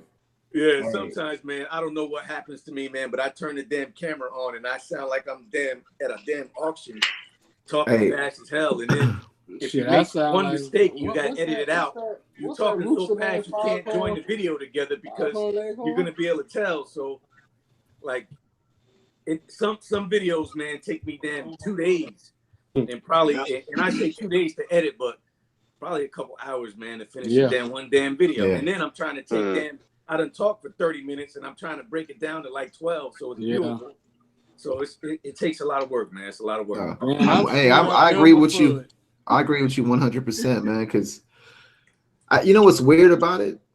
Like, we can sit here and we can talk on this live stream, and we can flow. But when you sit in front of that camera and it's just you and the camera, that shit is like a whole different experience, man. Like, you know what you're gonna say in your mind, but when you get to talking, you fuck up a lot. You got to go back and edit, or like my man Darius, he just be editing on the fly. Darius be like, fuck, I ain't doing all that shit, man. I'm just gonna drop the words live. But it's a whole nother animal, man, when you're doing your reviews and stuff like that. So you got to get your words right and all that stuff, and then you got to go back and you watch the video, because if I do a video that's 20 minutes after I'm done editing, I still have to go back and watch the entire video to make sure I didn't mess up. So I have to spend another more than once. I got to go back and watch that whole 20 minutes. Yeah. And then I'll be like, oh shit, I didn't want to say that. That didn't sound right. I got to go back and chop that, and then kind of, you know what I mean? So and then D, when you chop that one part right that you took out that you didn't want to say, you might have said some crazy shit or whatever. Like, God damn, was I drunk when I said that shit? Right. You take that one, you take that section out, right? Then the shit don't match up and it don't flow smoothly. You like, God damn. Yeah. Right. So you got your hand here, and then when the camera moves, now both hands is down on the I be telling myself, keep your hands in one spot. Stop moving your damn hands. You can put it together. I only edited one. I only chopped up one video. Only one. All my other videos, I put words or what I meant to say or something like that. One of them I even howled like a wolf. I was like, oh, I'm like, where the hell did that come from? So I just typed up, I don't know why I sounded like a wolf, but I did. But I edited, and the same thing y'all talking about, because I started going off like another 2 minutes, and then I cut it and I put, and that's all I have to say about that, and went to my outro. But I was when I cut it and put it and chopped it up and put it in 2 different spots, I'm like, man, that looks crazy. I kept the same clothes on, but it was just like, nah, I ain't edited nothing else. If I've done whole videos before and rambled like 7-8 minute videos, and then I did them all over again because I'm like, I don't want to chop it up. I've messed up at the end of 7-8 minute videos and had to do them all over 4 or 5 times before, because and you know what, and sometimes I'm just like, you know what, whatever, I'm not editing anything. If I messed up, I'll just type something up in the joint, like, yo, I meant to say this, my bad, like that type of thing. That's a lot of time. Dog, we should do the next video we do. Don't edit that shit. Ooh, that's like almost all of mine, man. That's like all of mine. Dog, just I don't give a damn if that bitch an hour long. That's gonna be a challenge. Because it's gonna show them the work you put in, and it's gonna show them how damn crazy. Because I said it before my wife edit my videos, nigga. I'm sitting on the camera saying, fuck. Why you saying this shit? No, hey, man, listen. I don't edit. She edit my videos. And then the embarrassing part for me, while she edits, she don't put on the headphones and she let this shit play out loud. So now I'm in the bed and she don't have the computer. Now I got to hear myself mess up. Man, I'm trying to, my kids over there. I'm hearing myself make all these mistakes. And she's saying, what? I mean, how many you done did? How many reviews now? How many?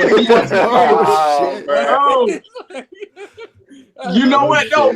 She actually, you know what? With either the way I look at it, because when I first started, man, and you know, I like to put little skits and shit in with my videos. So on top of me doing the video, I have to find funny skits that I done thought of to put in between off from life or from coming to America.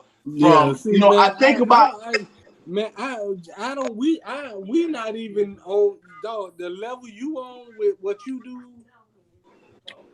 I don't myself when we got the Apple computer, the what's the name of that computer? The iMac, whatever. The program we was using, I didn't want no parts of that shit. Once I got her that iMac computer, the editing part, I was like, okay, I could deal with this shit.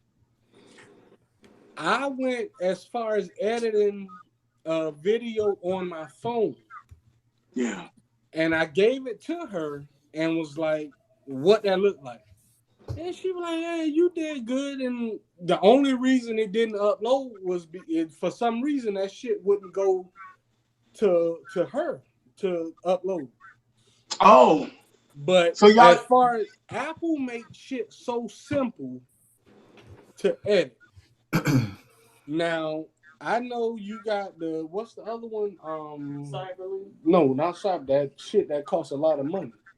Final Cut. That Final Cut Pro and all that. Man, Final Cut Pro make your ass look like you Tyler Perry or some motherfucker out there in Hollywood. But I can't afford that. But you know what, Big Bob, that's what you should use though. You should use I the can't one. afford that shit, nigga. Didn't you just say you was buying hair products? I can't afford that right now. I didn't say I didn't want it. Hey, Bobby, like, I need them potatoes and them carrots for that pot roast. I need greens, potatoes, tomatoes, greens. Let go a little bit too much steam and shit. I need a new lid for my precious. Hey, hold on, fellas. Hey, let's tell. Hey, do you guys mind telling them what you guys actually edit with? Like, you know, your editing program or what you use to edit? I'm using Apple shit. What is that? iMovie. Yeah, that's what I use. iMovie. I use Final Cut. Final Cut. Yeah. I use Steven Spielberg sent me his, so I've been using his. I need to get me some damn chickens and start selling them shits. some chickens with some J's on. That's what it is. Up, we selling chickens with some J's on.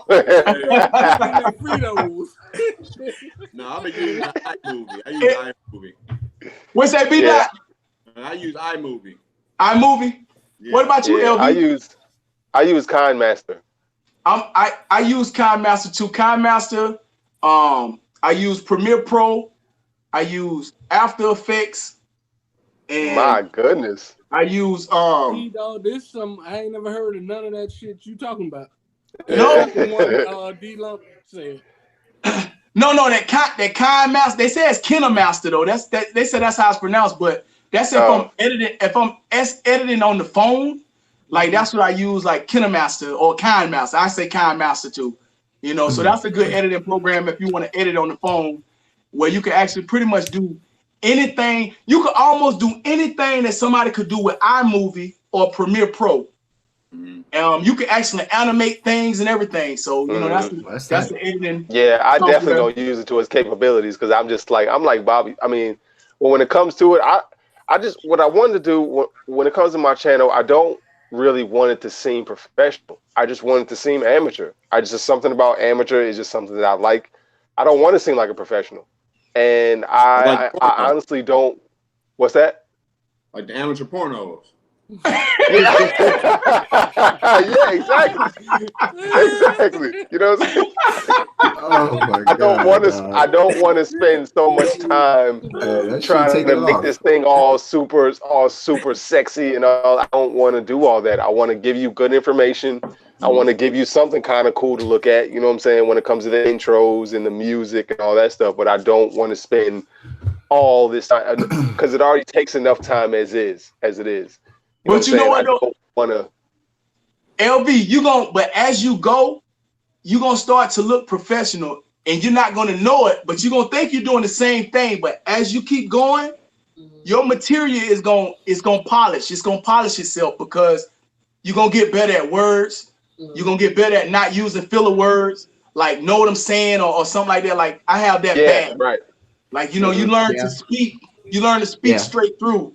And you know, you give yourself those cues. Like when I first started, I had a goddamn piece of paper that's on top of the phone or on top of the camera that says, "Look here." You know what I'm saying? Like, because I didn't know where to fucking look. I'd be looking all down and shit. You know, my eyes be goddamn cross-eyed trying to see the goddamn screen and shit. You know what I'm saying? So I had a little sticky that says, "Look here." You know, so I look at that goddamn sticky so that it'll know that people, I'm looking at them. You know, have eye contact. Right. But man, as you go, you're gonna get professional, man, because you're gonna learn things, you're gonna learn how to do stuff, and you're gonna get faster at it. You get faster and you get more polished. So right. I agree with that 100%. I know what I'm doing when it comes to that Master. Before I was trying to figure out what's what. Now I don't even edit. Before I used to completely, because I don't really keep all my videos. I used to completely erase all of my stuff. Now my intro, I keep that and just erase the video and whatever little edits I put in there, like typing edits. So I just keep that. Now I know exactly what to push and what to go through because that's all I use is my phone. So I know exactly. And looking out into space, I've done that before. Like I looked at my very first video and I was just like, what's going on, everybody? Terry's in here. I'm gonna do a review on Beard Baron and I use this and I was like, so I've noticed the growth through this. Sound like goddamn Don Cornelius. Hey, my wife always said, "What you looking at? What you looking at?" Man, I'm shit. You supposed to look at this. Yeah. I'm like, man, I'm looking at the lens. No, you don't look at the lens. You look at. You know what though, Bearded Man 31. You know what though, man, Big Bob. If your wife she's getting you right, man, and all of us, actually, everybody that's up here, man. Like you got to think that the way I look at it, I feel like in a little while, I don't know how long or how comfortable you guys are with doing like speaking yet, but you got to be as good. I think that we have to be as good enough to take a speaking gig. What if somebody wanted you to come out and speak to someone? Yeah, so it's like with you practicing how you actually gonna play. That'll make it more so like you won't be fearful if somebody say, "Hey man, we'll give you guys $5,000 to come out, you know what I'm saying, to speak to the kids or do a bearded speaking or motivational type thing." And man, we want I'll you guys be to come Morgan out. Freeman around this motherfucker. You know what I'm saying? You Yeah. Hey, but with y'all being able roars to the savannah. Hey.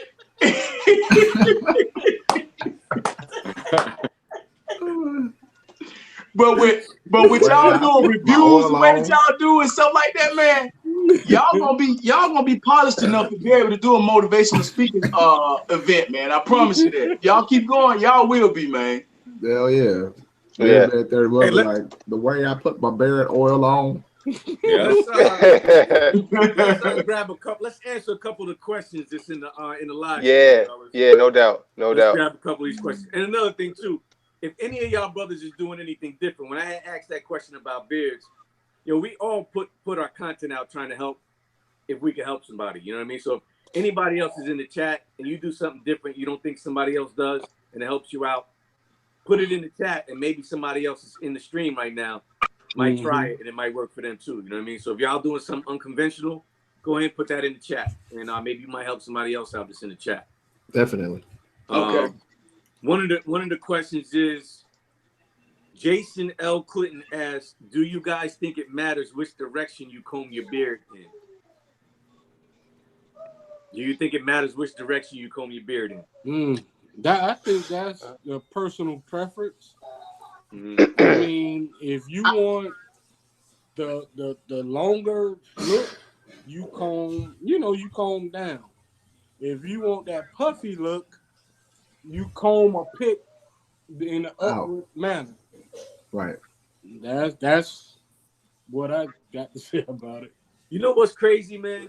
I can't comb my shit up, man. No, I can't. Yeah. I be seeing people do that shit. I can comb my shit. If I grab a pick, and I try to put it in here and pull it out. The only time I could do that is straight out the shower. Mm-hmm. And I got the one routine I have. When I get out the shower, I don't dry my beard at all. That's soaking wet, and I pick it while it's wet. I apply product, and I pick it again. This for the pick police. Hell yeah. This is a metal pick for all the pick police out there. Pick police. I like that.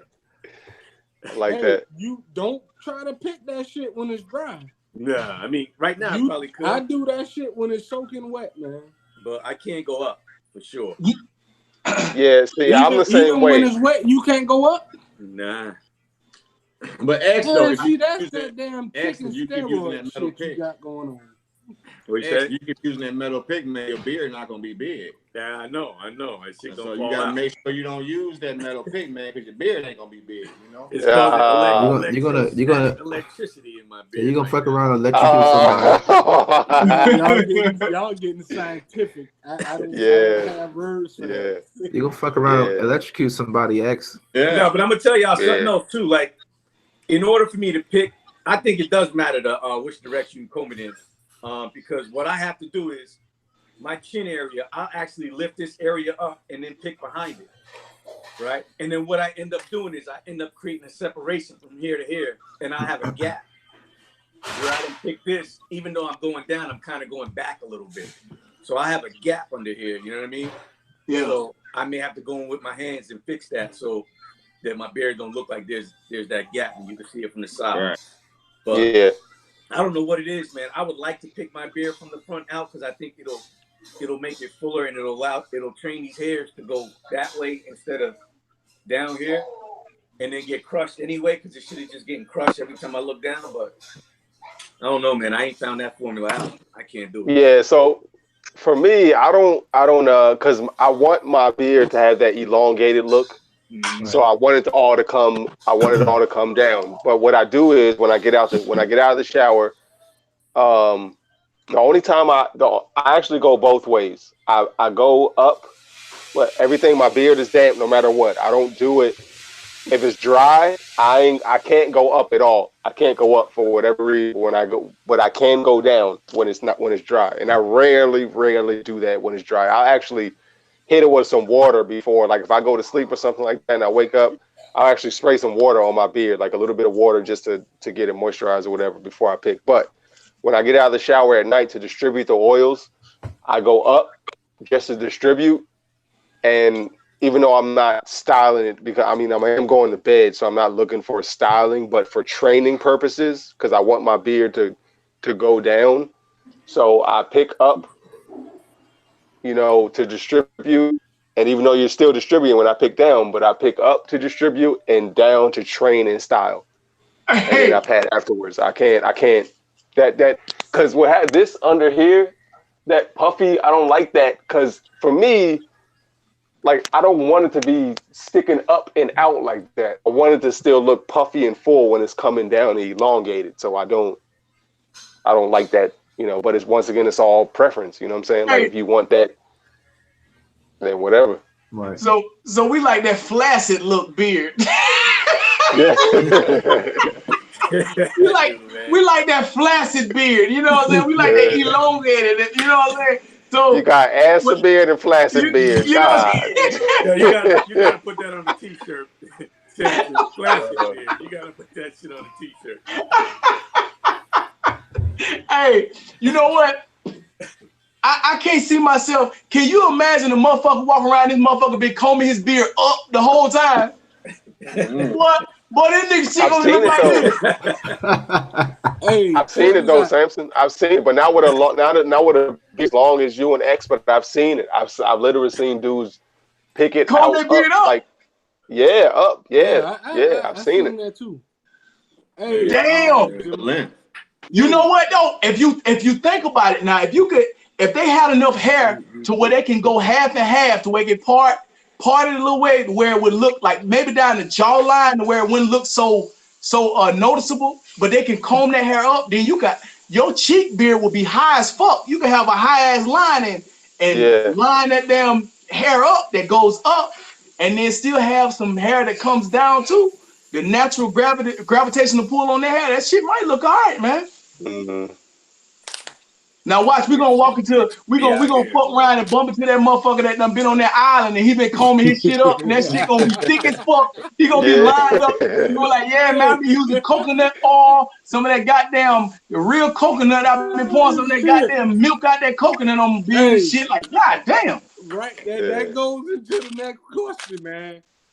Jermaine Austin said, I was wondering if any of you guys were vegan, because I am vegan, and I noticed that after I started on my vegan journey, my beard got really strong and healthier. Who's vegan? Well, he was late on the mukbang video because he was. Yeah, he was. He was. I ain't see it, but I know better.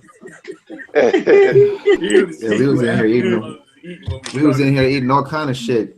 B-Dot had 2 Whoppers. I had pastrami sandwich. Listen, man, the thing I'm gonna tell you this, right? My own bearded brothers on this live might shoot me down for saying what I'm about to say, but I'm gonna say it anyway. I done seen some crap that say, oh, drink a gallon of water a day. I done seen eat this vegetable, you know, juice this, do all of that shit. Your diet has little to do, to me, personally, your diet has little to do with your beard growth. I was the same size as I am right now. And if I was one of those guys like D-Hyde that could pop up photos, I don't know how to do that shit. But I show you my beard at its longest length, and it was a good length. But my diet was piss poor. I drink, I eat what I wanted to eat, and it still grew. It was a very good growth. I don't think personally that your diet has anything to do with your growth. You got some fat boys that have dreads down to their ass. You have some skinny dudes that don't eat shit that have, you know, that's bald. So you got some skinny dudes that got taco meat all on their chest.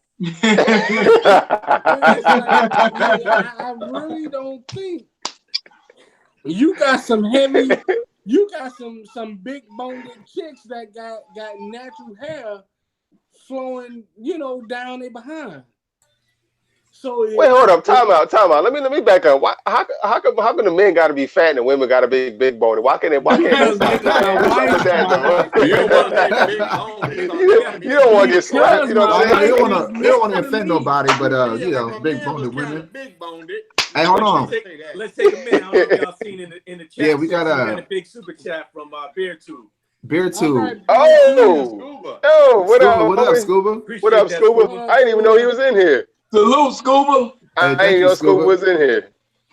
Appreciate that, man. No, but I'm saying, man, listen. Much love, man. We got to accept the facts, man. If you just look at certain things, you can go out your house every day and look at the first 100 people, 50 people you see walking down the sidewalk. You're going to see a person that the world may say is obese, but their hair may be longer than yours. Right. Their nails may be longer than yours.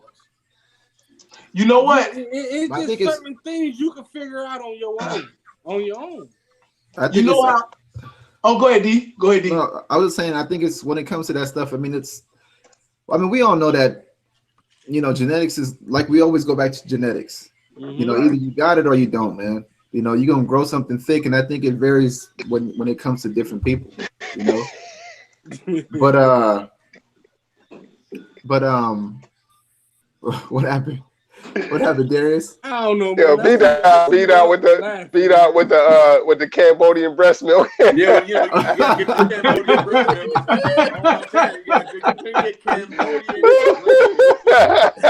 milk. So that's all you need is some Cambodian breast milk. You'll be all right. Yeah. It may be a little tan, but it feel good though. Cool said he got the tire breast. Because B-Dot got a variety of breast milk that he's drinking. That's how he got all them goddamn gains. He over there drinking breast milk. Oh man! Hey, what the hell was that movie when that dude they pieced him back together with animal parts and he was drinking that goat milk or some shit? Oh, was that Rob Snyder? Was that the animal? Yeah, the animal. Yeah, he was drinking that goat. He trying to smash the goat. He was trying to smash the goat. He was looking at the goat. He was looking at that goat ass. He couldn't control himself. Oh my god! That was hilarious. Oh my goodness. Hey, man, you know how when now I want to add to that also. It's gonna be like 30 dudes in here talking about, babe, you know. we should let all that good breast milk go to waste. I want to add to that conversation, man, about about being vegan or being healthy for beard growth and stuff like that, man. I think that for some people it might help because just doing it and your body get used to doing something. You know how the body is unique. So like I know a motherfucker that can eat chocolate and all that shit all day and his body still do the same shit or whatever. He can go and lift weights and his shit'll beef up in the gym and all that shit. But then you got other people that they've been living healthy for so long. I feel like if they stop being healthy, I feel like their body would notice it. You know what I'm saying? Like, kind of like weight building and shit like that, trying to gain weight. So I feel like it might be the same with some people with how they, like me, I'm used to eating whatever the fuck I want to eat. So I feel like my body already know I'm finna eat some bullshit. So I think he said, you know what? I think my body might say, you know what? Go and let this nigga grow this beard, man, because this nigga finna eat this hamburger and shit. And you know what? So let him go and grow his beard. You know what I'm saying? So my shit can grow out of grease. My shit can grow out of goddamn dirt or whatever. You know what I'm saying? I know how to get it out the mud with my beard. But see, hey, Sam, that's the thing. The reason why I like having this live, we speak our mind. None of us here are biological scientists. Nobody can have data. We don't have the scientific proof to none of the shit we talking about. You're right. But you still got people that believe in what we say. You're right. Now, you're right. If I'm a fat boy in the 305 Miami-Dade County, all that bullshit, you got me with at one point in time, my beard was really long.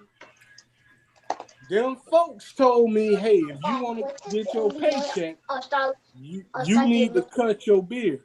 What does it look like? Oh yeah. I had to trim my okay, beard. I'll come find it for you. Yeah. So all of that talk that X talked about, I went through that shit recently where I had to cut my beard. Yeah. Now you have that whole scenario of people that feel like, okay, my beard don't connect to my mustache, my beard don't fill in under the chin, all that stuff. Those are genetic. To me, it's all genetics. Right. Eventually, your beard will connect if you look. All you have to do. A lot of people that subscribe to me on YouTube, I tell them all day long, look at your father, your uncles, look at their face. That's your face. Because if I look at my uncle, if I got 3 or 4 uncles, I look like one of them. Mm-hmm.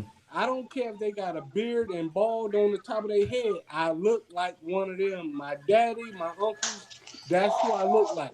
My grandfather, that's who I look like. It's not. It don't take a lot to figure this shit out. You're right. When it comes to the beard product part, the health of your beard, the journey, all of that stuff, that's where we play a part. We tell you, you tell them what it does, what it do to make the beard nourish, make the skin strive, and all of that stuff. That's what we do. But I can't tell you, I can't guarantee you that your beard's gonna grow because I tell you to do this. None of us condone that shit. Right. That man, I'm gonna say that shit again. None of us say to you, if you use this, your beard's gonna look like this. Exactly. We talk about the product. We talk about how to maintain what you already have. Maintenance, Exactly. maintenance, absolutely. Right. Maintenance. That's what it's about. Right. It's about maintaining what you have. And, you know what I mean? And honestly, I could say, but I'm not gonna say myself, because when I cut my beard low, I really didn't get into that shit. But Donovan, well, D-Hide and yeah, my bad though. No, you good. D-Hide and B-Dot, they actually chopped their shit and went through the steps of lining up and that whole growing process. They did that. Right. So you can cut your shit off all day long. I cut my shit off, and I know it's going to grow back. Yeah. I don't have to tell you it's a certain product that's going to make it grow back. What the viewers have to understand is we letting y'all know how to maintain the beard, the skin, and all of that stuff. Yeah. The same way natural have women, and you know, it's a maintenance that come with this journey that everybody want to be a part of. Exactly. Unless you catch a motherfucker like Jamie Foxx, and before we get ready to get on the live stream, you catch him putting that lace front on, he be like, "Oops."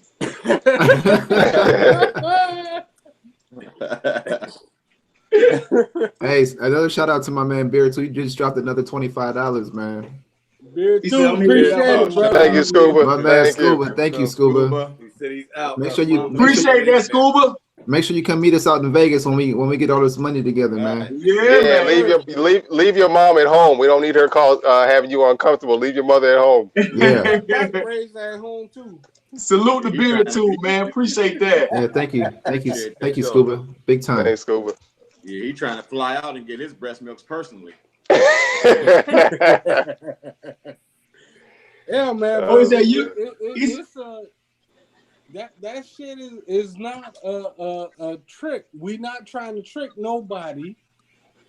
We just like the Muslims tell you, they feel like you eat certain things to protect your temple. That's what you got to do. Right. I don't know what the hell Muslims eat besides the bean pie, but that's what they you eat this shit. And it's like, if you want to be a part, you gotta eat this shit. Yeah. But you do what you gotta do. Yeah. Now, I mean, products are not made. I mean, you know, like you said, we don't really promote that the products that we use are going to help you actually grow a beard. It's to maintain what you have. You know, a lot of people buy products because of the way it smells, you know, what it does to your beard as far as the hold, the look, all those different things, you know what I mean? But not one product is actually made to help you like fill in a big patch.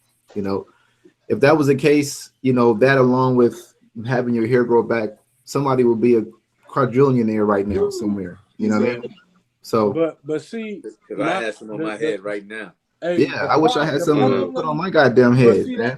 But that's the problem I have. If you got some, man, listen, I ain't trying to. I'm gonna be me.